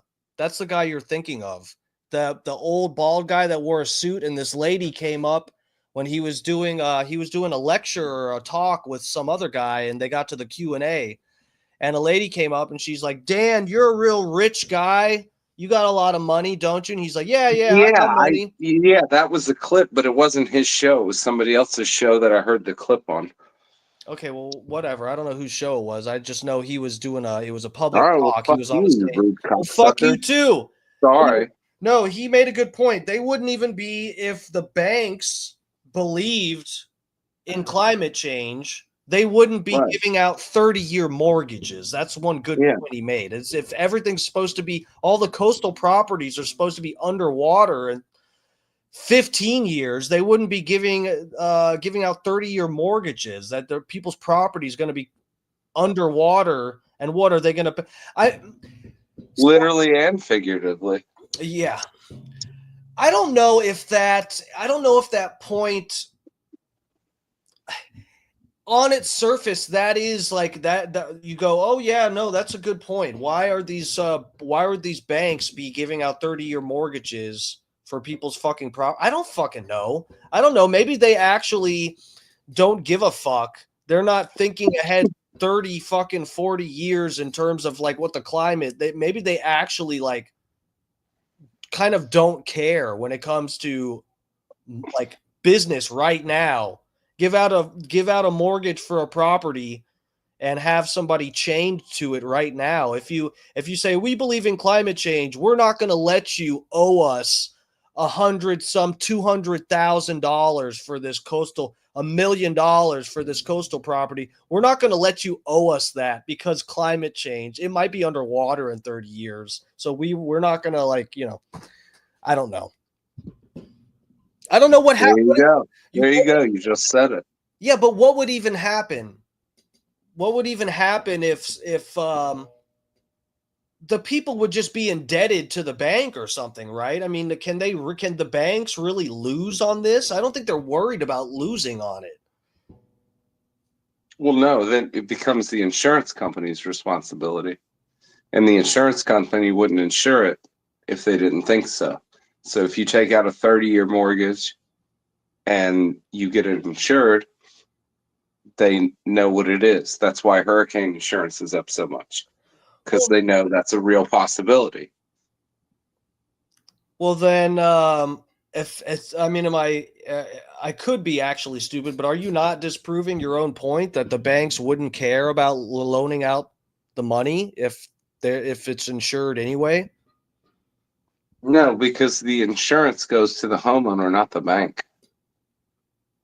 But why is that? Okay. Granted, I do. What I'm saying is if the bank approves it, they know they're going to get it. And especially if they have collateral. But what I'm saying is I'm not talking about giving the loan. I'm talking about the actual price of real estate and how fast it sells coastal area. If it was that much of a problem, it would be an issue. Because people will be like, well, fuck that. It's going to be underwater. It's going to be in 4 feet of water in 3 years. I mean, look at what, what's his name said? Oh, Christ. Man, bear, pig. What was his name? What? Al Gore. Oh. Yeah. Al Gore, yes. I just remember a man, bear, pig from South Park. I bet you do. Fuck you, Steve. You're 2/3 of man, bear, pig. Yeah. Pretty good. No, dude, I don't know. Not, completely showing my deck of cards here. I am retarded and I don't know much about real estate. And, but dude, I don't know. I mean, that, like I said, on its surface, that sounds like a good point, and it probably is to an extent. But I just I don't know. I don't Well, know if that's the whole really thing. You don't know. It's all speculation. Well, yeah, but I don't think that that's enough. Just saying like, okay, what are the banks doing? I don't think that that's really enough to really tell you what reality is, right? Well, it's like looking at the Vegas odds. They're always right. You look to a trusted source. I mean, when they get 99 out of 100 right, that's where I put my money. Okay. But that is a fallacy, though, right? I don't know the name of which one, but that is a fallacy. To think that because it happens 99 times out of 100, that it's going to happen, the same thing's going to happen the 100th time. I mean, if you're just doing bets or something, it seems like a safe bet. But if you're actually saying that is a fallacy, though. So, I mean, yeah. All right, I'll give you 1%. I'll give me 99.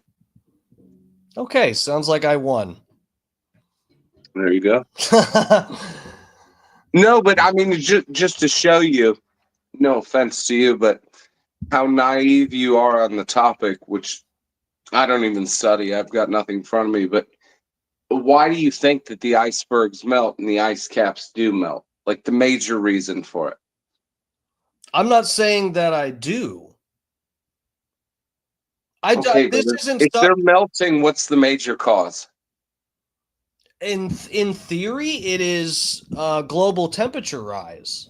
I'm not saying that, but you have to understand, Fat Pig, and I get it. We're choking each other's chickens right now. We're having a fun little debate, but it's like the only like position I've taken on any of this is that my rant about CO2 levels. I'm not really saying that this isn't something that I've like looked into and I know whose data to trust and stuff, because there's different, it depends. Like I know there's a lot of debate on that one fucking hockey stick graph, and they say that if you import any data into this fucking equation, it ends up giving you the fucking hockey stick shape, which makes it look like there's an upward trend no matter what data. I've heard a lot of debate on some of this. This isn't stuff that I've like looked into that I will say I have a concrete opinion on any of it, like some of the food stuff that I talk about and whatever. I mean, I think I'm fairly clear with like, what actual positions I'm taking. Like I said, just because I say something on here doesn't mean that I like believe it to be true or have looked into it enough to trust it. For somebody who doesn't have a fucking opinion, you sure have looked into a lot of shit. Well, yeah, I have, and I realize. So what's your opinion, just off the cuff of? I'm gonna become your Charlie now. So off the cuff, Steven, what do you think the major contributing factor of the icebergs melting is, and or ice caps? I am worried at this moment, if I'm being like real and I'm letting you inside my head and saying like, okay, what are the possibilities of different factors and whatever. I'm concerned, and I've probably been watching too much apocalyptic Graham Hancock bullshit, but I'm worried that it has to do with solar events. It could be that CO2 does have an effect, and it just in general global temperature rise because of internal factors in terms of the planet. But I am worried that there are solar events that are happening that might actually play into this more than people that want to say it's like climate change, human induced climate change, aren't going to be quick to acknowledge any other major factors like that. From what I understand, the melting is due to coal emissions, where the ash goes into the air, thousands of miles, lands on it, which is black, which reflects more light, causes melting. Oh, you think that that's it? I don't think. I mean, I saw a documentary probably 6 or 7 years ago that said that was the major cause of it. Oh, you saw a documentary? I'm just Fuck kidding. you, what'd you say? You cocksucker. I'm just kidding. It's a lot better than listen to this goddamn conspiracy theory show. Mm-hmm. That's all this is InfoWars light. Yeah. Yeah, that's probably it, Fat Pig. It's the coal. Well, no, that's just one contributing factor, but it's not going to change the outcome. No, you said it. That's the only factor. No, that's Jesus Christ. Everybody, you heard it here first from the Fat Pig. Next time we'll talk about trash in the ocean. Fine. I heard that it's actually not India's fault or China's fault. It's actually Puerto Rico is the floating island of trash. I heard that from Tony Hinchcliffe. Oh, I gotcha. Oh, yeah, by the way, originally I was going to call, don't have time for it tonight, got to run, but You're way off on the Bubba Alex Stein thing. We'll talk about it now. Why not? If you listen to the fucking show, you'd know. Okay, well, sorry, I don't like getting jobbed out and then watching the show after I get jobbed out. I don't know what kind of sadistic, self-mutilation kind of shit people think I'm into.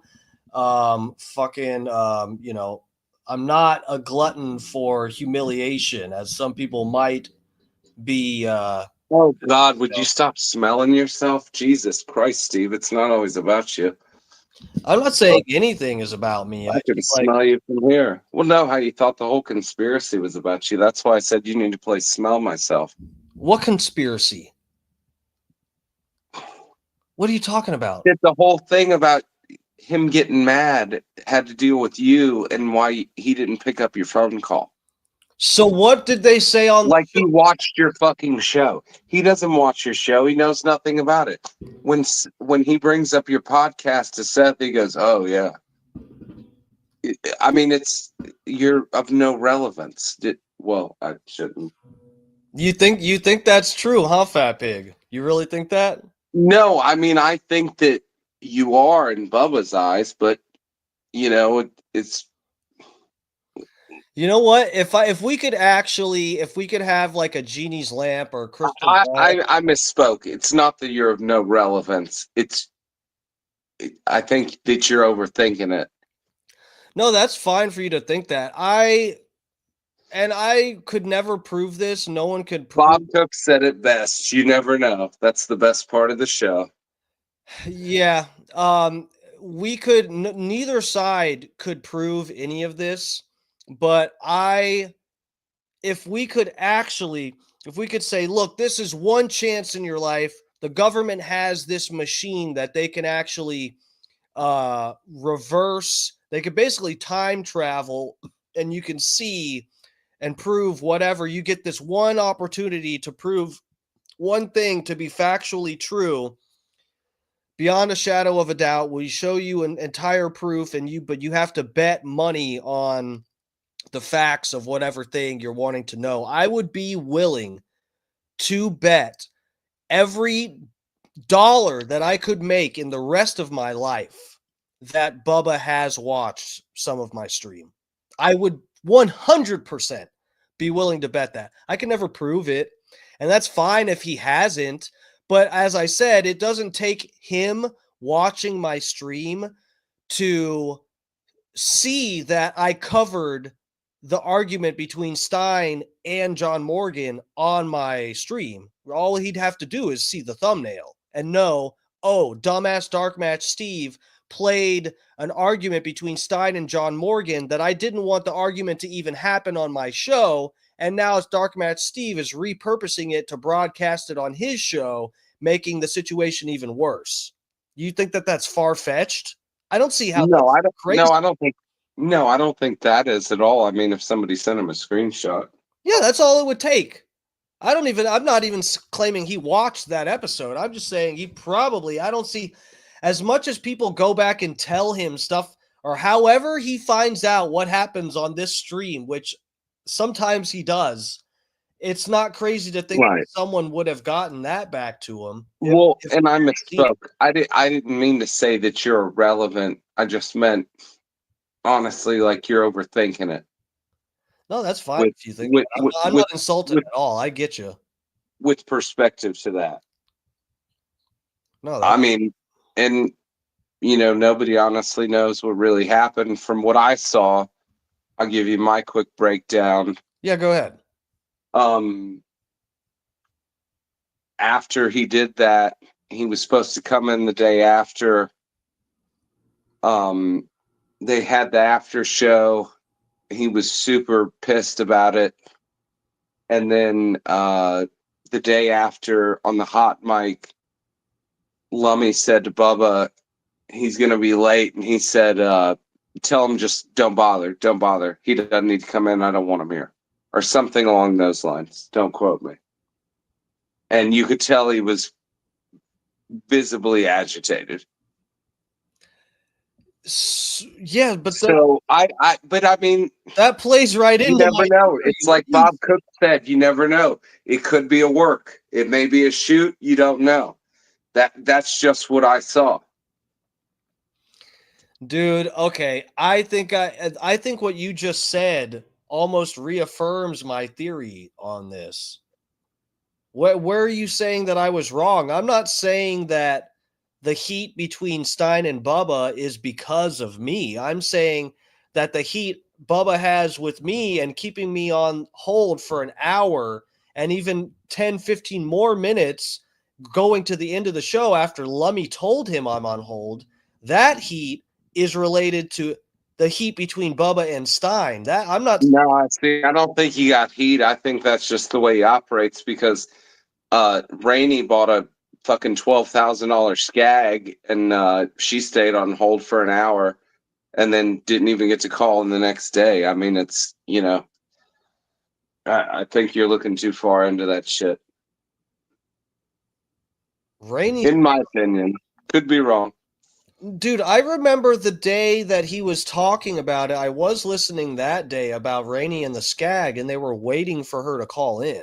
And I didn't see her in the chat or anything. I mean, maybe she did have to wait, but yeah. No, she was in the chat, and then he ended up taking LH's call and told her to call the next day. Okay, well, I don't. But she's a nervous caller. She don't like to call.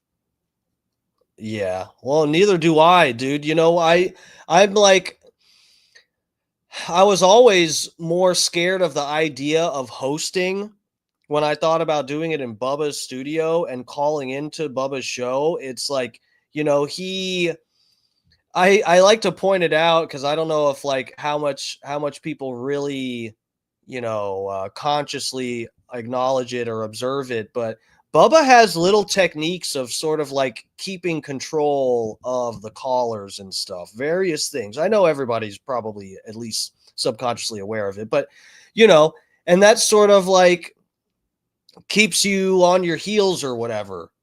Whereas here I'm in control of my stream. I can hang up on your bitch ass any second I want. Absolutely. So, it's like, I get it. I'm nervous to call into Bubba's show too. No, yeah, I've never called the main show, only the after show, but yeah, Holyoke Joe's in the chat. He said every time I call, I'm on in 2 minutes. Well, Holyoke Joe, you should let me have your phone number. Scott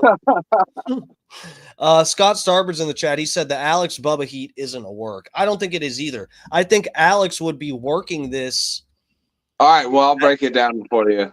Alex, okay. Hold on, but I'm just saying Alex would be when I played the clip from Alex's show today, he would be working this in an aggressive manner, being like, "Oh, Bubba's got heat with me. Oh, boo-hoo. I pissed off your friend, Bubba." He'd be working it more. He's baby facing. There's no way that this is I know, I totally agree with that. And that's why that everybody was like, "Oh, I don't see why he got so butthurt," and it's funny, and this, that, and the other, and it was good content, but you got to understand, Bubba doesn't operate that way. When he has a big time guest in, John Morgan, somebody, I mean, that's probably the richest celebrity he has. He has Deion Sanders, people like that. He doesn't even like people to add a comment. Or if you do, you put your hand up and say, "May I ask a question?" That's the way he interviews big timers. So when he rolled in there and did that, he didn't like it. Even Brian said, if you listen to the show, he said when you had Roger Stone on, I wanted to jump down his fucking throat and ask him a million questions, tell him what a liar he was, but I didn't because I respect the process. Something along those lines. So yeah. I think it did piss him the fuck off. Yeah, for sure. I don't think, to be fair to Alex, I don't think he really knows the dynamic of Bubba Well, if you're going to be on a show, you should fucking listen to it. I mean, Yeah, but he doesn't know the dynamic of Bubba having big, high-profile call-in guests is what I was going to say. Stein knows the dynamic of the show enough to be a co-host on like a regular day. Stein couldn't hurt a fly on Bubba would never. No, I understand the point of, he wasn't in the wrong and that's what he does for a living. I'm just saying you have to understand Bubba's perspective of that's how he operates. That's what he expects. Maybe he didn't know, but that's going to piss a veteran of that many years off. Yeah, for sure. But I just think it's like, it was sort of like, the perfect disaster or something. Alex Stein was in because of a work he was doing in Clearwater, and Bubba had scheduled for John Morgan to be on, and they just happened to happen on the same day, and Alex didn't really know the protocol for a high profile. He probably didn't even realize what a big name John Morgan is and how tight him and Bubba are. I bet he just really, I think Alex just kind of like, anyway. No, yeah. Yeah. I think it'll blow over, but I think it did piss him off. Yeah, for sure. I think it'll be fine. I would like to call in. I don't know if I'm going to have time tomorrow, and I definitely don't have time to be on hold for an hour. But if I call in tomorrow and I get through in like 2 minutes or something, that would be cool. And I'd like to talk to Bubba. And I'm not going to like try to play referee between him and Stein, but I at least want to like establish that I don't have or want any heat with Bubba, and I wish he didn't have it with me, and also like Stein, because I think Bubba's sort of to an extent look, there's been a little bit of heat between him and Alex. There's been sometimes Alex has said a couple things about Bubba and the Hogan thing where he painted it in a not so good way. And it's not like, I don't think Alex was intentionally trying to dog Bubba, but the Roseanne Barr interview wasn't good. There's been a couple different, I think he brought it up once on Tim Pool where he didn't exactly paint it in the best way, but it's just, I feel like that's Alex on another show trying to explain it in a salacious way that will get people's attention and stuff. And, and it sounded bad when you're Bubba, he's talking about you and you're watching him on another show doing this, explaining it the way he does. And it got heat. And I feel like Bubba thought it was bad intentions then. And then also probably thought it was like Alex is kind of being a troll to Bubba and John Morgan by bringing this up in front of everything. When really probably Alex was just like, I'm Alex Stein. I talk about Pizzagate. There's no way I can't bring this up when you guys won't stop talking about Bill Clinton. You're like glazing Bill Clinton. And he's been one of the most hated people in my circles. I have to say something, right? He probably was not even thinking in the dynamic of this is a big friend of Bubba's and I'm here on a day where I just happen to be in. I should probably watch myself, whatever. I don't know. No, I agree with that. Yeah, it was, he didn't know the situation. Yeah. But Scott's in here. I can assure you he does now. Scott said Alex didn't know it was a glazing session. You didn't get the memo. Yeah. Bubba should have sent him the text before. Now we're going to glaze John Morgan. Just go along with whatever. He's probably going to bring up Bill Clinton. Just pretend you like the Clintons. Yeah. Well, fuck. I mean, no offense to Alex, but I mean, I'm just a listener. I would have known better, but Yeah, dude, that's what I said the night that I went over it, that I was like, dude, I would have definitely known not to talk shit. I would have, if I had to say something, I would have said it in a way that wouldn't have caused a debate. I would have tried to have worded it in a way that it would have flown over John Morgan's head, but people that knew what I was trying to say would know, Well, no, and by the end of the conversation, John Morgan even said, he goes, God damn, he's like one of these people on one of them tobacco commercials. He talks so goddamn fast. Yeah. Jumping down my throat. Yeah. But I thought that was funny. It's no, it was funny. It's just and it's not that anything bad was said. It's just not the way that he operates his show. He doesn't like people to jump in on his big interviews. He likes to do the interview solo. And if you'd like to add a little question or something, you can put your hand up and ask or whatever. But that's not the way he operates. And if it doesn't go according to his operation, which I can respect, he gets pissed off. And I think that's what happened, in my opinion. Yeah. But so we're gonna the great Bob Cook said, you'll never know. And that's the best part of the show. No, that's at least half of that's true. You'll never He said know. he's got 3 gimmicks in the work that are, I know what they are too. Oh, all right, I'll call you later. I know what they are. No, I'll tell you right now. First gimmick is Undertaker didn't actually run the locker room. He's been having people worked on that for so long. All right, then I don't want to be connected to the stream. You're going to get me banned, Steve. Yeah, Scott Starbird said in here, this is actually surprising. Fat Pig, did you? Okay, so Scott Starbird says here, I never heard of John Morgan in my life until the Bubba John Morgan Alex call. Did you grow up in Georgia, Fat Pig? Born and raised. So did you, besides like every other billboard was Morgan and Morgan? Okay, so that's what I was gonna say. Besides Bubba's show, did you know about? And Ted Turner owned all of them. Yeah. So yeah, no, that's really funny, Scott Starbird, because John Morgan has been he's a household name in Florida. Everybody knows who the fuck John Morgan is. And it's really funny, especially if you grew up in Tampa, then you saw all the commercials back in the day when it was Morgan, Collin, and Gilbert. He had those other 2 attorneys that were working with him. They had a shared practice or whatever. And yeah, now he's all grown up, got his own deal. He's he's a fucking nationwide, worldwide name. When I saw, this is how I knew, is when I saw John Morgan on a Tim Dillon, a commercial for John Morgan on Tim Dillon's podcast, which Tim Dillon does not have connections to Florida, as far as I know. I mean, I know he's he lived in Texas, lived in fucking LA. I don't know where else he's lived. I don't think he's really a Florida based individual or whatever, but he had commercials for John Morgan on his show. I know worldwide people fucking watch Tim Dillon. I was like, whoa, this is actually crazy. This is someone I've known about my whole life since I was a little kid, watching the fucking John Morgan commercials come on some whatever shitty show I was watching back when I was a kid.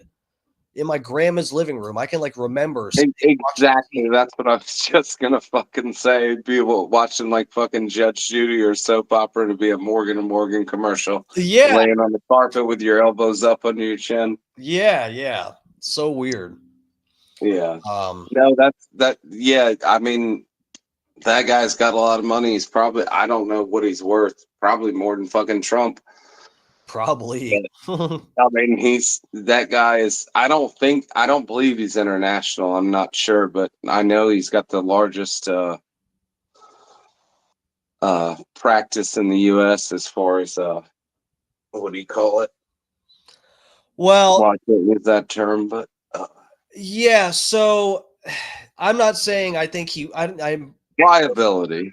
Yeah, I'm almost positive he doesn't have offices in other countries. I'm just saying I know there's people from all over the planet, other countries, that watch Tim Dillon's show, and he's doing ads for John Morgan on his show that reaches across the planet. I'm not expecting someone in fucking Pakistan to try to call John Morgan. I know that's not happening, but I'm just saying he's what you may be able to do is if you're traveling over here and you get a slip and fall gimmick, he can represent you even if you're not a citizen. I don't know, dude. I bet he is considering that that if I guarantee he's in every aspect of the business. Very smart man. Yeah.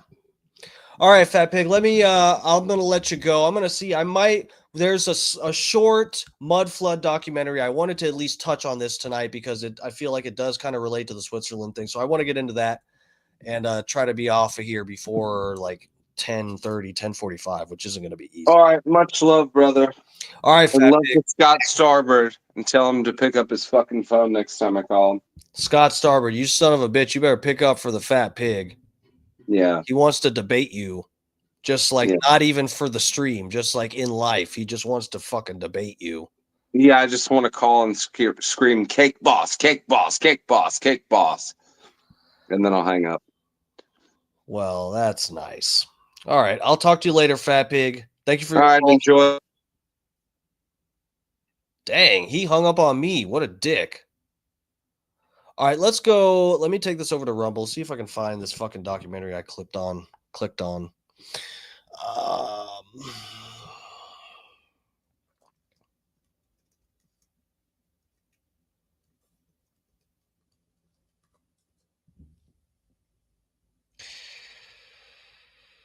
Okay, so this is 12 minutes. Let's watch this, guys. Let's check this out.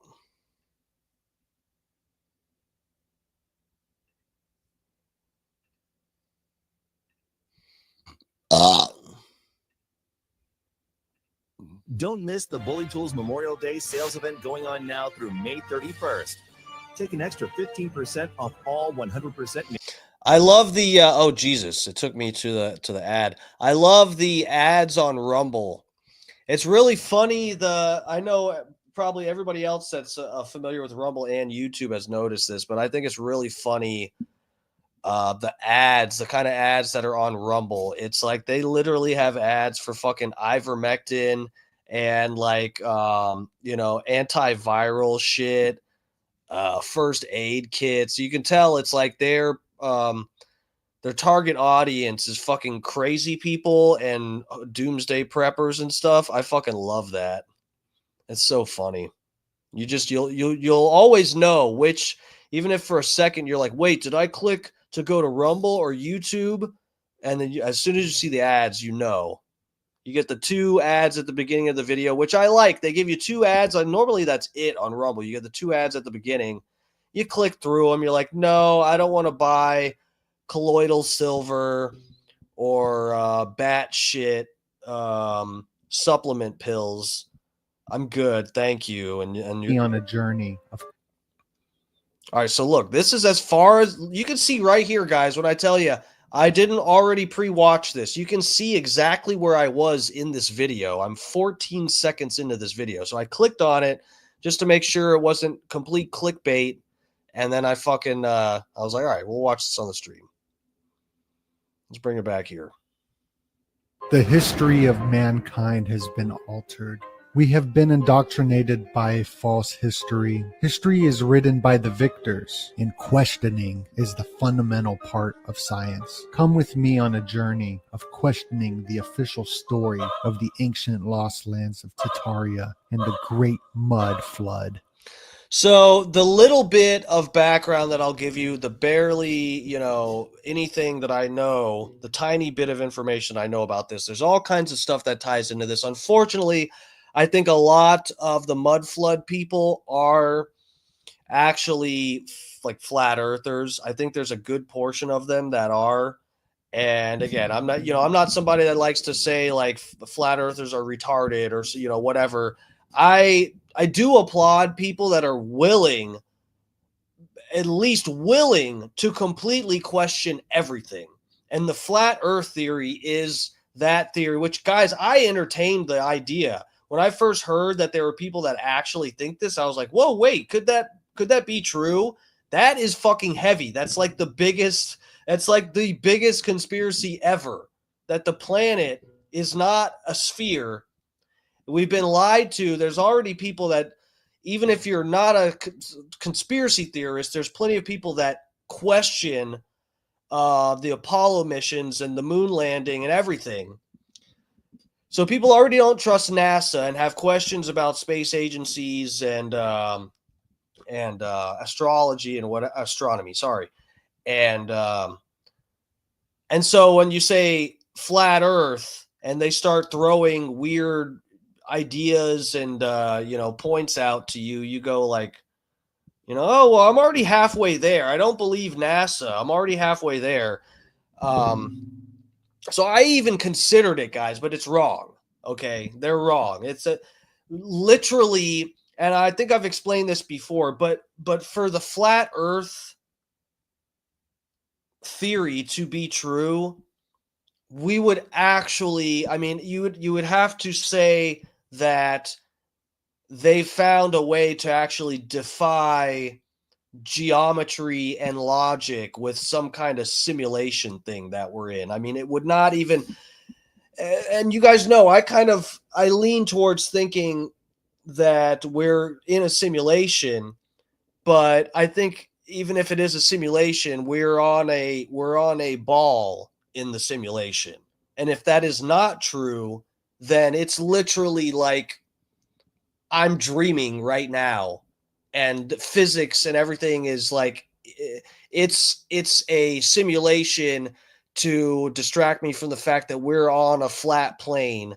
Like it's literally would have to be like a fucking simulation on a level that's just like it would mean that there's no point in even trying to prove the flat Earth or something. Like it just doesn't make sense. When you look at the actual rotation of the stars and stuff at the north and south, that they actually are reversed, it's just not possible on a flat plane.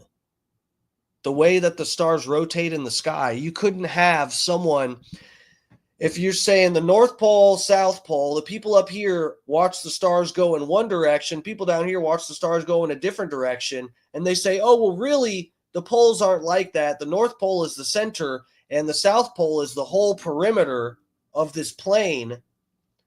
There's no way to get the stars rotating in opposite directions on the top of the plane and make it make sense with perspective. It's just not possible. So unfortunately, I'm going down I keep digressing, but unfortunately, it seems like a lot of the Tartaria mud flood people are flat earthers. One of the things, though, I was going to say, they seem to point at these old maps that have Tartaria on the maps. This is one of the things. There's all kinds of theories tied into this. Some of these people think that the First and Second World Wars were actually like sort of like false flag type of events that they used to destroy some of this old world tech and stuff. I know that the state fairs are tied into this theory as well, that they say some of these buildings that existed at the state fairs, or not state fair, the world fairs. Sorry, I'm a fucking crackhead. Some of these buildings at the world fairs were actually from this older civilization pre-mud flood. And there's all kinds of different things that they point to, or different cities fucking burned down. And then there's buildings in some old cities that they find that the structure, the actual building itself, and even the people owning the building didn't know that the building actually goes deeper into the ground a few floors, and there's windows. So they're not just basement floors, because they're built with windows. And it appears that they were just, the lower floors were like buried at some time in history. Disfry me mud. Same, bro. Same. I'm with you. R. Preston, thanks for joining us. We're just taking a quick look at some mud flood stuff over from the Rumble because of the Switzerland deal. Reset.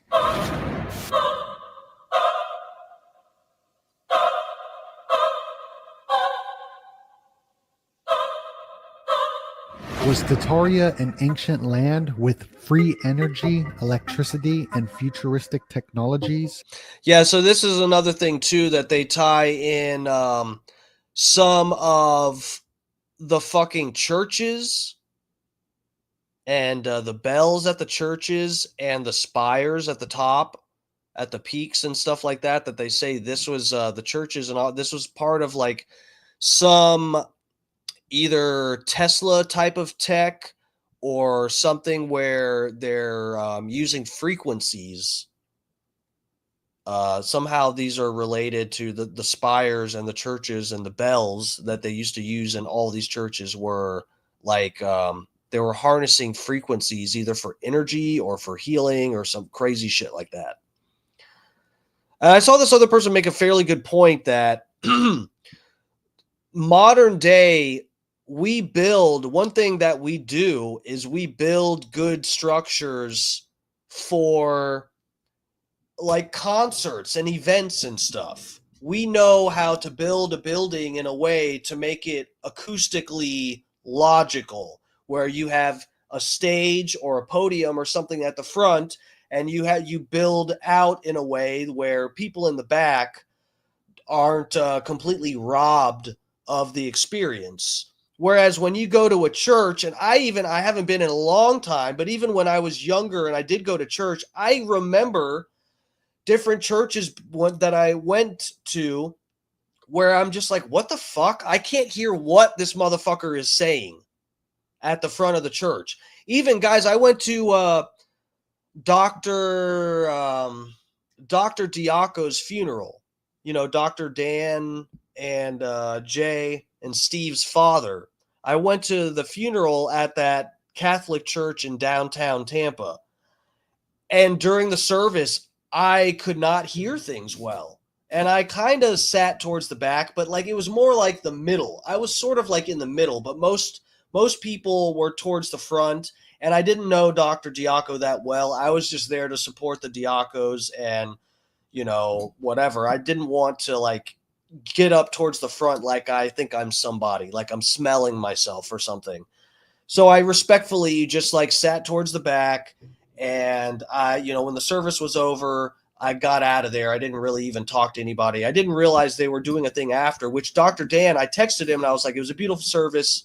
You know, I'm glad I could make it. And he's like, oh, we're at this place in Hyde Park. Come hang with us, have a few drinks and whatever. So I went down there. But anyway, during that, when I was at that service and I was sat like just past the middle, like I was 2/3 of the way back. Okay. And I could barely hear what was going on. So this is, you know, it's not evidence, but it is a like, I think an intriguing point that people make about some of the old church buildings and stuff like that, that they weren't, some of them probably were possibly built for something different because they aren't acoustically well built so that you can clearly hear someone talk when there's one pastor at the front and you're way back in it's like a rectangle shaped building and you're way at the back. You're fucked. You just got to read the Bible on your own back there. Wiped out by the old world order via a great reset that took place in the 1800s. The alternative research points to the big question: are we living on top of an advanced civilization? Fucking who's it? Traveling Fools up in here. Have you been in my chat before? That name kind of sounds familiar. Either way, welcome. Kind of gotten a bad algorithm tonight. I'm be surprised if we really see a lot of new people. It's been a wild stream so far, but welcome. Well, the Swiss avalanche thing that just happened is sort of reminiscent of these mud flood theories, and I've never watched a full doc about it, so that's kind of what we're getting into tonight. I don't know shit about mud flood. I just see a few reels and shit on Instagram, so I was intrigued. Which was destroyed in a deliberate cataclysm, not natural, for the elites to control and change the world for their benefits, for the divine right to rule. It definitely goes along the guidelines of the Georgia Guidestones to maintain humanity at a certain level of existence, flooding the earth with mud as the rich and powerful hide in deep underground bases and eventually repopulate the earth. In today's video, we will go over Tartaria and the Great Mud Flood Reset. I'm going to pack my bowl for this one, guys. Oh, shit. You see those pyramids? They were flying. Look at that. Hell yeah. Aliens. Reset. We can see how times and dates have been changed by the rulers and Rainey said she's stoned. I'm trying to keep up with you, Rainey. I gotta hit this fucking pipe. R. Preston, love me some flying pyramids. Who doesn't? Who in their right mind wouldn't like flying pyramids? Zahi Hawass is maybe the only guy. 1582 switching to the Gregorian calendar. Even the Bible was changed by King James in 1611. Out of place artifacts all over the world. Is the Earth actually on a plane? Oh God! See, I told you guys. I told you that all the, not all of them, but a lot of the mud flood people are flat Earth people.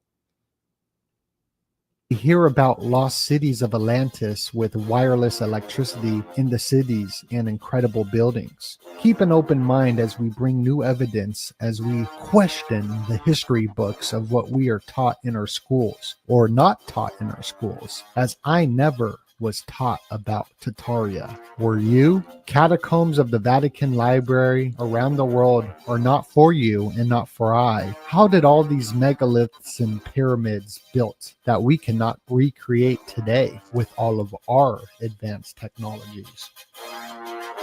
Evidence shows that electricity and futuristic technologies have been here long before ancient cultures. The Great Pyramid of Giza harnessed electromagnetic energy in its chambers. The Tesla electric oscillator resembles the ancient Egyptian symbol Anka. Nikola Tesla, the man who gave us our world of electricity. Hold on, I was hitting my bowl. What is...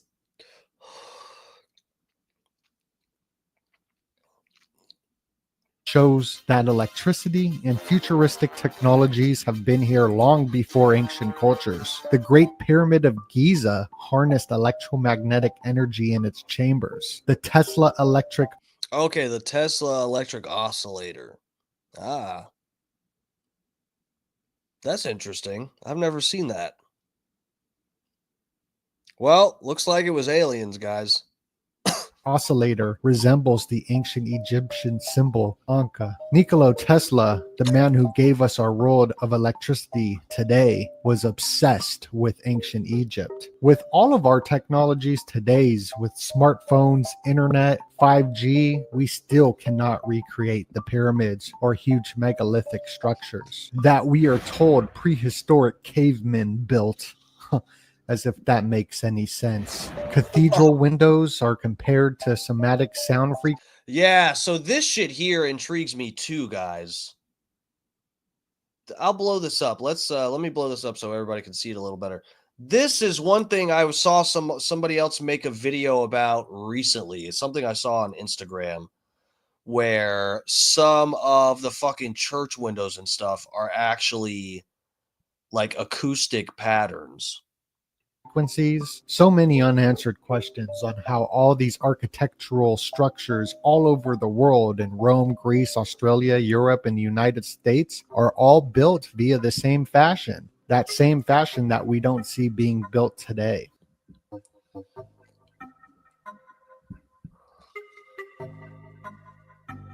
We see pyramids all over the world and underneath the ocean. Was this because the Tartarians built all these structures and after the great mud flood they were just built upon and the stories told about these architectures were all rewritten? Bro, what the fuck is this? Like there's a few of these structures like this where this isn't like edited. I forget. I think this is like I forget where this is from. This is like San Francisco or I forget where this is from, but I've seen this picture before. This is one of the intriguing ones, and I think there was actually an article that went with it. Like they didn't know that this was down here. How did these fucking people run these cities and not know that there's like structures that go down this deep? Like how do we lose track of that and forget that? I'm actually asking the question. I'm not I'm not posing this question as a conspiracy person saying that the question is enough to prove my point or something, because I know people play that game. I'm just actually like, I'm baffled at how that even happens. How do you guys not know that there's like tons of fucking concrete blocks that's built under your city? And it's not until you go to like do construction that you realize there's fucking 30 to 40 feet of a concrete wall under this road. Hold on, let me see if I can find this, because I don't want to completely be talking out of my ass here.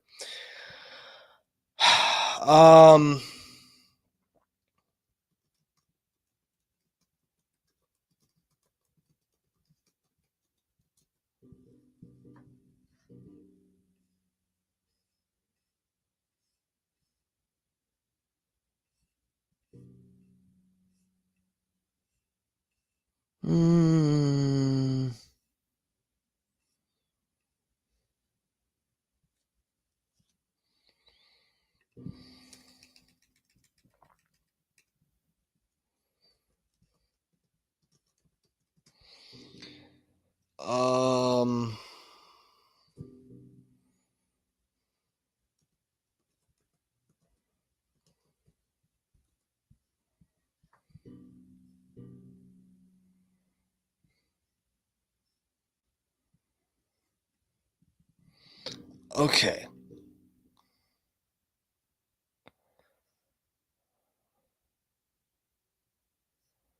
Let me see if this is what I'm talking about, because this one says San Francisco.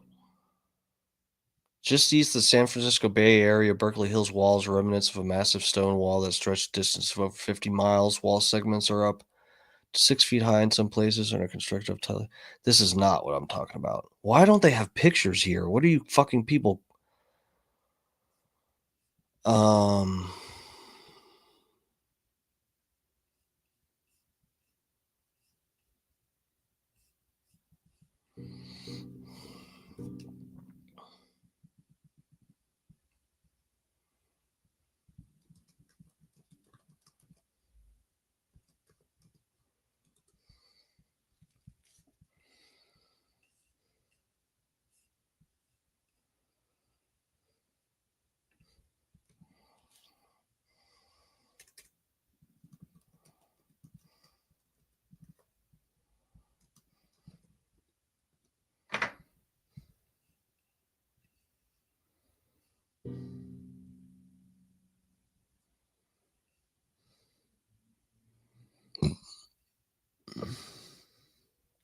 Damn it.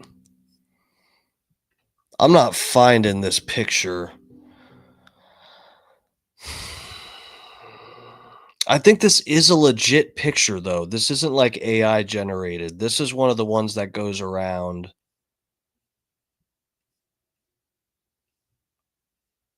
Damn it. Google is showing me all kinds of megalithic structures and stuff. They're not picking up that I'm trying to find this more modern looking wall. Okay, well, let's move on, guys. Let's get back to the video. Does anybody in the chat? Hold on. OOG7, thanks for joining us. I did see you put, I was ranting about something. I did see you put telling people to hit the like on the video. I appreciate that.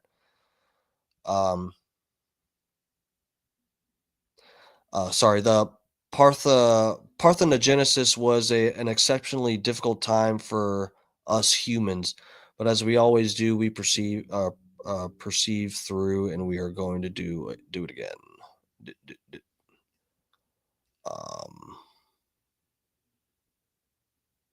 Wesley Breyer, what's up, bro? Over on the Facebook.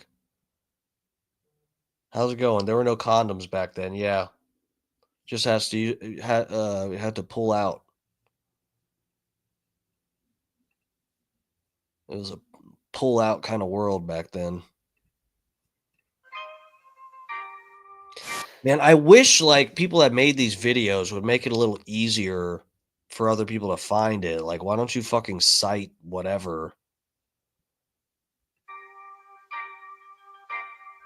As we see, buildings built all over the world are designed as if a portion of the bottom of the buildings are covered up by what could be a mud flood. Bro, what is this? These are probably, this is, there's probably a good explanation for this, actually.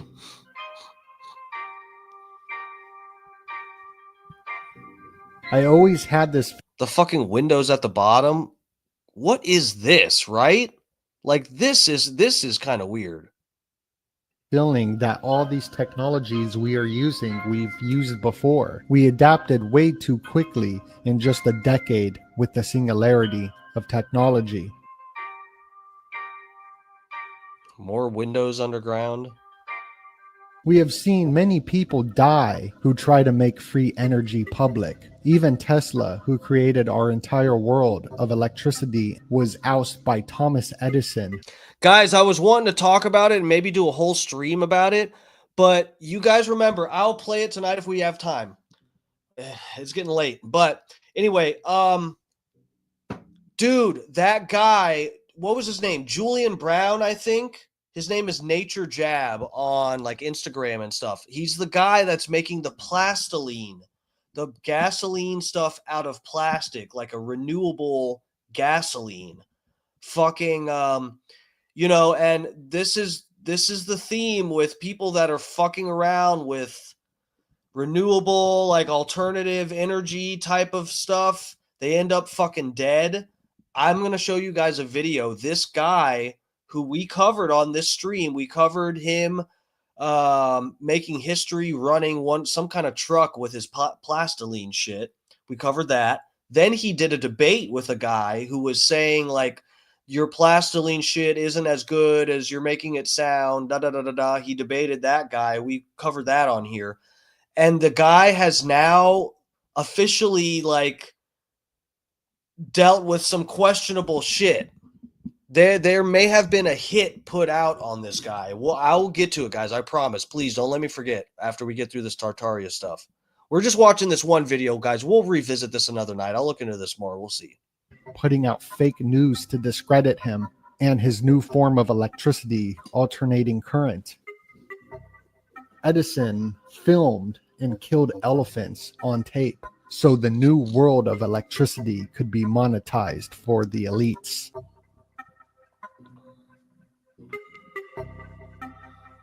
Even the kite experiment with electricity, we're told, was conducted by Ben Franklin, a member of secret societies like the Hellfire Club. If this lost history of Tartaria had free energy, it makes sense why the psychopaths in power would manipulate our future for their benefits. And I have a feeling this happens over and over again, rewriting history. Are we in store for another great reset? A great mud flood reset? Maybe not with flooding with mud, maybe by some other tools, fires. We are all distracted by celebrities, drinking, addiction, junk food, the bread and circus show. It keeps us from asking questions. Kanye! We are all stuck in a rat race of 8 hours a day working that we don't have time to sit around and think. History is all fake. Cultural editors. We hear stories of John Wayne. Well, John Wayne was a Freemason, and all these elites are part of secret societies connecting to the Illuminati. But this flood and these cataclysms explain why our egos are so big. The Old Testament talks about floods, and our egos get bigger and bigger for survival purposes. I look around at everyone today, and everybody thinks that they're the greatest person ever selected to walk on this planet. I just have a feeling that these mud flood resets have happened millions of times, where the elites not only create them, but survive them via their underground bases, and small pockets of society also survive them as well. 1851 was the Great Tartaria Mud Flood. Tartaria was the largest country in the world. Tartaria, until the 18th century, it was a large country, according to Wikipedia. Before the 18th century, maps had Tartari. Maps said that this is just an area where nomads lived. But what the fuck? Is that true?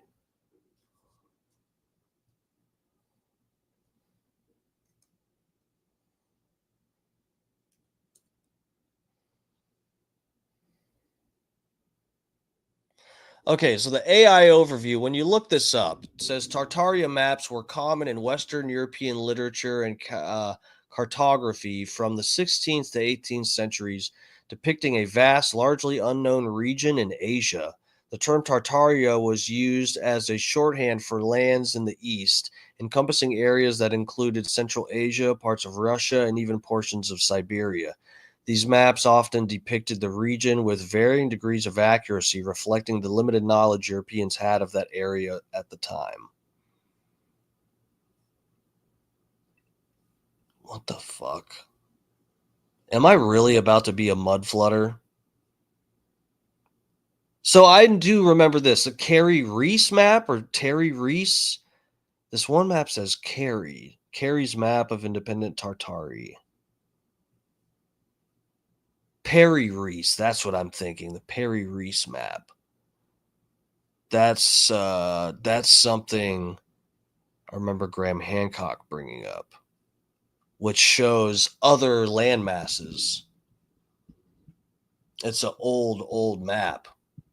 Okay, let me bring you guys over to the Wikipedia for just a minute.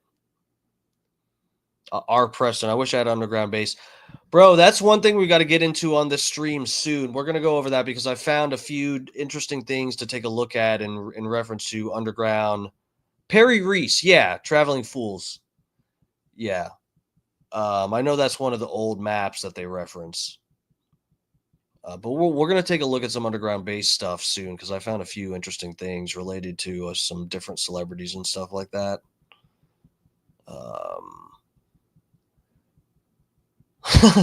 Ye's new song on the Mud Flutter, the next level of NHH. All my Tartarians, Nazis. Hail Mud Flood. Hail the Mud Flood. All right. Oh, sorry. Yeah, I was. Let me get you guys back over here with me. Here's the Tartary Wikipedia page, not to be confused with Tartarstan, Strait of Tartary, or Tartaria.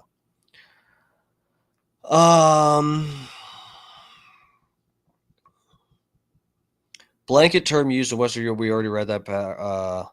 Vast part of Asia bounded by the Caspian Sea, the Ural Mountains, the Pacific Ocean, northern borders of China, India, Persia at the time when this region was largely unknown to European geographers. The active use of the toponym place name can be traced from the 13th, 19th centuries. In European sources, Tartary became the most common name for Central Asia that had no connection with the real polities or ethnic groups of the region. Until the 19th century, European knowledge of the area remained extremely scarce. I just said scarce. Oh, God, I need to pack it in, guys. Scarce and fragmentary. In modern English-speaking, get out of here, tradition, the region formerly known as Tartary is usually called Inner Asia or Central Eurasia. Much of this area consists of the arid plains, the main nomadic population of which in the past was engaged in animal husbandry. Excuse you? That sounds really bad. With animals, branch of agriculture concerned with animals that are raised for meat, fiber, milk, and other products. Okay. Animal husbandry. It's not as bad as it sounds. The fat pig says, work on my song. You son of a bitch.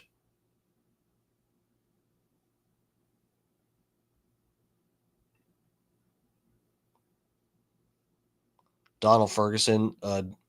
John Levi is pretty good, Steve. That's where you're. Where? Tartaria? Your ancestors came from Tartaria? Oh, I was on the wrong. Okay. Let's see. Where were we? Okay, here we go. Ignorance surrounding Tartary's use as a place name has spawned pseudo-historic conspiracy theories, including ideas of a hidden past and mud floods. Uh-oh. This is why we can't have nice things, guys. We got conspiracy theorists. Such theories assert that Tartary, or the Tartarian Empire, was a lost civilization with advanced technology and culture. This ignores the well-documented history of Asia, which Tartary refers to.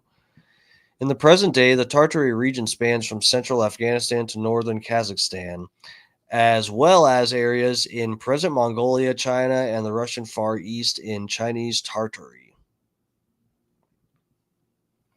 Okay, I see.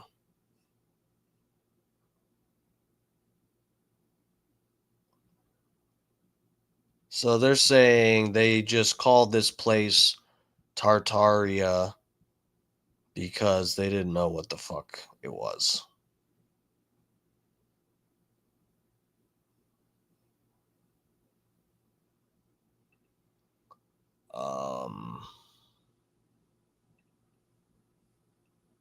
All right, let's go back to the video.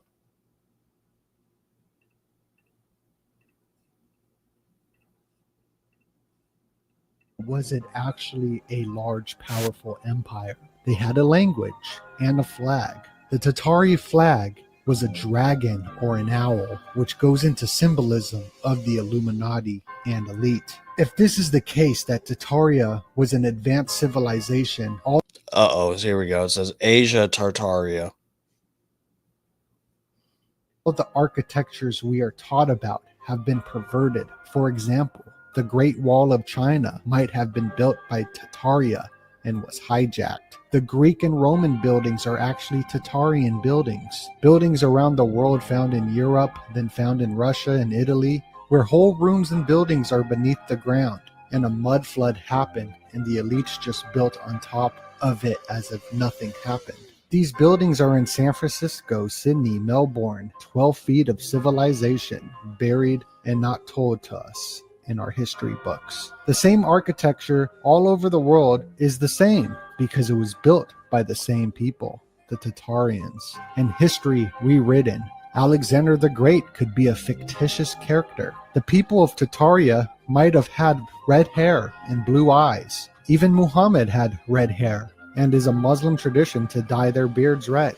Let's go back to secret society history and its possible connection to the rewriting of history. In 1717, Premier Ground Lodge was founded, the first Freemason temple. 1744, Mayor Rothschild was born. 1760s was when the banking system started. 1776, the Illuminati was founded. 1777, Adam Weishaupt, the founder of the Illuminati, was initiated into Freemasonry. 1850s was to set the stage for the new world, wipe the old world clean for a new story. This is how history is deconstructed and reconstructed. 1851 was the Great Tartaria mud flood, and a select 1% were ready to dig up the buildings after the flood.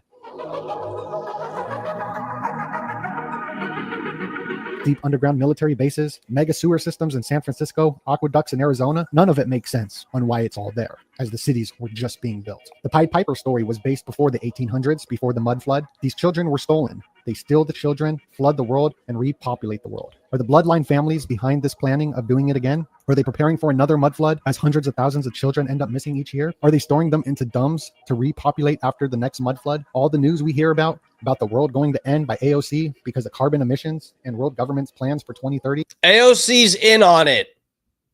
Guaranteed. They might just use fires instead of flooding this time with direct energy weapons. We see how fires played a big role in the past. In 1889, they had the Seattle fire. They had the Great Fire of Jacksonville. In 8 hours, the fire burnt 146 city blocks, destroyed more than 2,000 buildings. The Crystal Palace, destruction by fire. Info was burned. Winston Churchill said, "This is the end of an age." The Crystal Palace was totally destroyed. It makes you question what's really going on. We have been taught the human race loves wars, and we all like to kill each other. And we have been at wars with each other for centuries without technology. But is this even true? If the elites are planning this again, they could use Elon Musk's Boring Company. They have the capabilities of building underground cities for the elites to live in during the next reset. As throughout history, we are finding massive underground cities carved out of rock and Cantonoli. Yeah, Scott Starbird, I'm going to have to look into that too. Wait, there's evidence of Tartarian flags. Did I miss something? I must have missed something as well. I have no clue what the fuck they're talking about. Yeah, cities found in Cappadocia region of Turkey. Derinkuya cave cities can fit over 20,000 people. Underground cities in Budapest, underground in Atlanta, subway tunnels, airports at Denver, their underground base. Here's a CIA document in 1952 that talks about Tataria and how things could be reset. You can see Tataria on older maps. 1862 was the last Tataria map. After the 1800s, it was reduced to a small size.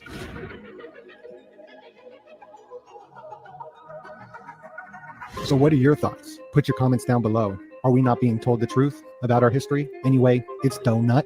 Thank you for tuning in. Have a wonderful day, and God bless you.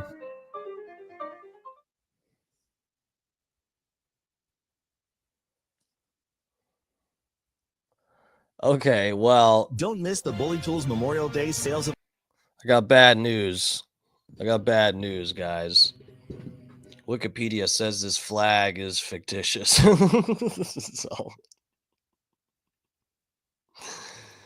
So I got bad news, guys. This Griffin flag. Summary: this flag is fictitious, proposed, or locally used unofficially, not been adopted in any official capacity, and although it may be named as if it was an official flag of a geographical or other entity, and has some visual element that are similar to official logos or flags of that entity, it does not have any official recognition.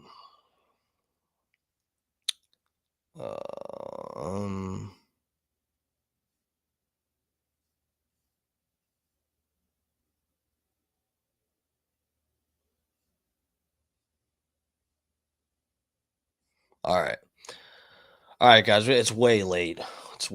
Everybody's tired. Let's get the fuck out of here. We're starting to hallucinate and stuff. I'm starting to believe in the mud flood, even though there's basically no evidence. I'm kidding. No, I'm intrigued. I just, whether it ties into a mud flood theory or not, I'm intrigued as to how the hell you end up digging. You're like a city worker and you're digging and you discover a fucking wall that no one I mean, I don't know how that even happens. Oh, thank you so much, R. Preston. I appreciate it because I forgot, dude. I'm tired and I've been smoking. I forgot what that other thing was. Let me get you to it. Thank you so much, sir. Glad I read the chat. All right, where did I save that? Let me see. I got it, guys. Hold on. Let's get to there. It's got to be on the gram. Jesus Christ. Why is Instagram running so slow? What is going on? That ain't right. Bro, what is... Okay. I don't know what Instagram's doing.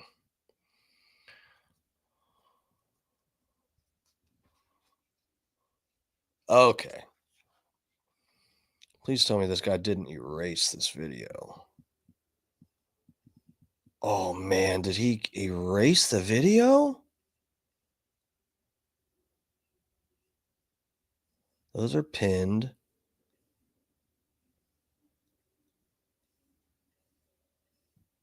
Dude, I should have covered this on my stream the day it happened. Fuck. Where did it go? I'll bring you guys over here with me for now. Guys, this guy released a video. I swear on anything. This guy released a video a couple days ago saying that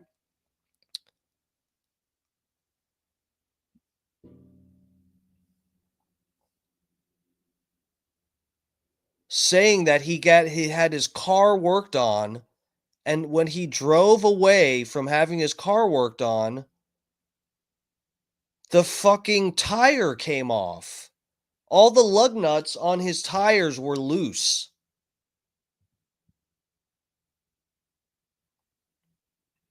And he was saying how he was concerned that was really, really bad. Like it really concerned him, like he was afraid for his life. I swear, there's no reason for me to make this up. I don't know why he would have taken the video down. Hold on, let me drop this for a second and check my DMs just to make sure. This is something I would have assumed he would keep on his page. I don't know if I saved this. I swear to God, guys, I swear this happened. Hold on. Let me check real quick. God damn it, guys. You got to be kidding me. I should have saved it. This guy said they were trying to kill him. I swear to God. I swear to God.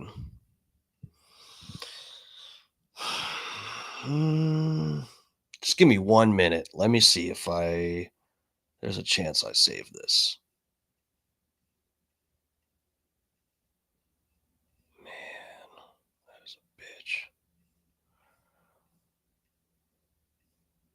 Oh, fuck, I did. Hold on, guys. Hold on.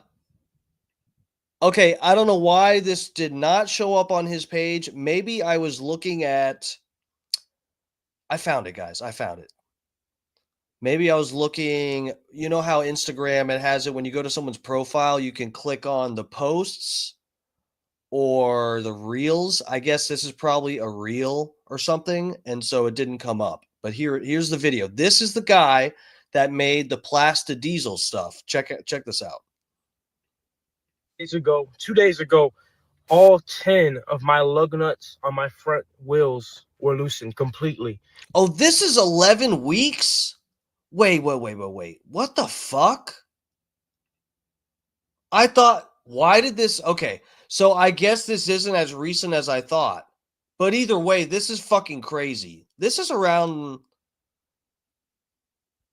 11 weeks. Yeah, I don't know. This is funny. For some reason, I just saw this a couple days ago.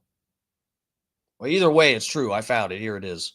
And one of my wheels almost flew off going 70 miles per hour on the interstate. And of course, I had my car in the shop to get the wheel bearings replaced. So the first thing I did was call the mechanic, of course, and be like, what is this? Why are my lug nuts not tightened? And, on the phone, he sounded really, really like distressed. Like he was like, it sounded almost like somebody was like holding a gun to his head the way he sounded on the phone. Like he sounded scared and like he wanted to get off the phone with me as soon as possible. And he told me on the phone, he was like, well, your bushings on your car are bad and the vibrations from the bushings cause the lug nuts to loosen. I tightened them. And you don't even have to work on cars to know that that's absolute BS, right? The bushings, if your lug nuts are, tightened completely, that is not going to affect that at all, your bushings, because... Yeah, not to mention, why would the lug nuts come off because of his bushings? How would they come off that quickly when they didn't come off before he took his car in? But then he takes his car in, the bushings were already bad, so the lug nuts, in theory, would have already loosened and come off. But then it only happens after they take the lug nuts off, then put them back on. Yeah, that doesn't make sense. My control arms and sway bars and stuff do need to be replaced, but that had nothing to do with the lug nuts coming off. So I don't know. Like, I still to this day don't know if it was him or somebody else, but what I do know is my lug nuts were loosened and I was one lug nut away. By the time I pulled over, all but one lug nut was on. And most mechanics, they might miss one, might miss two, but nobody misses all five by accident. So I don't know what the heck is going on, but there's certain precautions I'll take from now on when I'm driving, checking my car and stuff, because that was just too close, way too close. And then the other side was about to come off anytime too. So, I thank God. I thank everybody for your support. And I'm just going to move more cautiously because that's crazy. And, that story of some bushing stuff is crazy too. Wow. That guy's fucked, man. You're better off if you're black. Don't start researching alternative fuel sources. Just go stab white kids. You're a lot better off if you go stab white kids. Oh, fuck. All right, guys, we got to get the fuck out of here. This has been Dark Times with Dark Man Steve. Thank you all for fucking hanging with me. I really do appreciate all the support. I kind of think we didn't get really into the best algorithm tonight, but that's okay.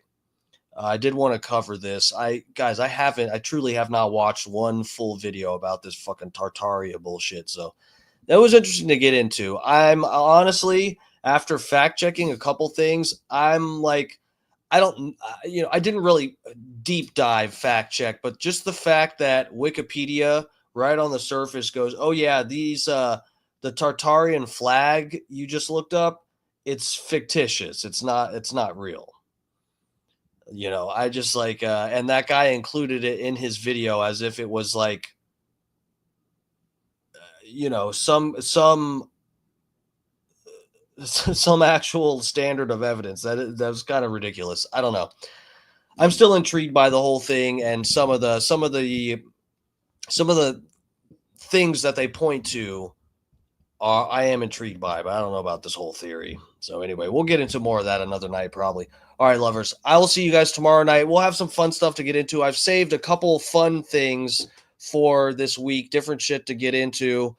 And hopefully we don't have any major news stories that I have to cover tomorrow. We can just do something fun. I have a couple different options for tomorrow night, so we'll see how that goes. All right, lovers.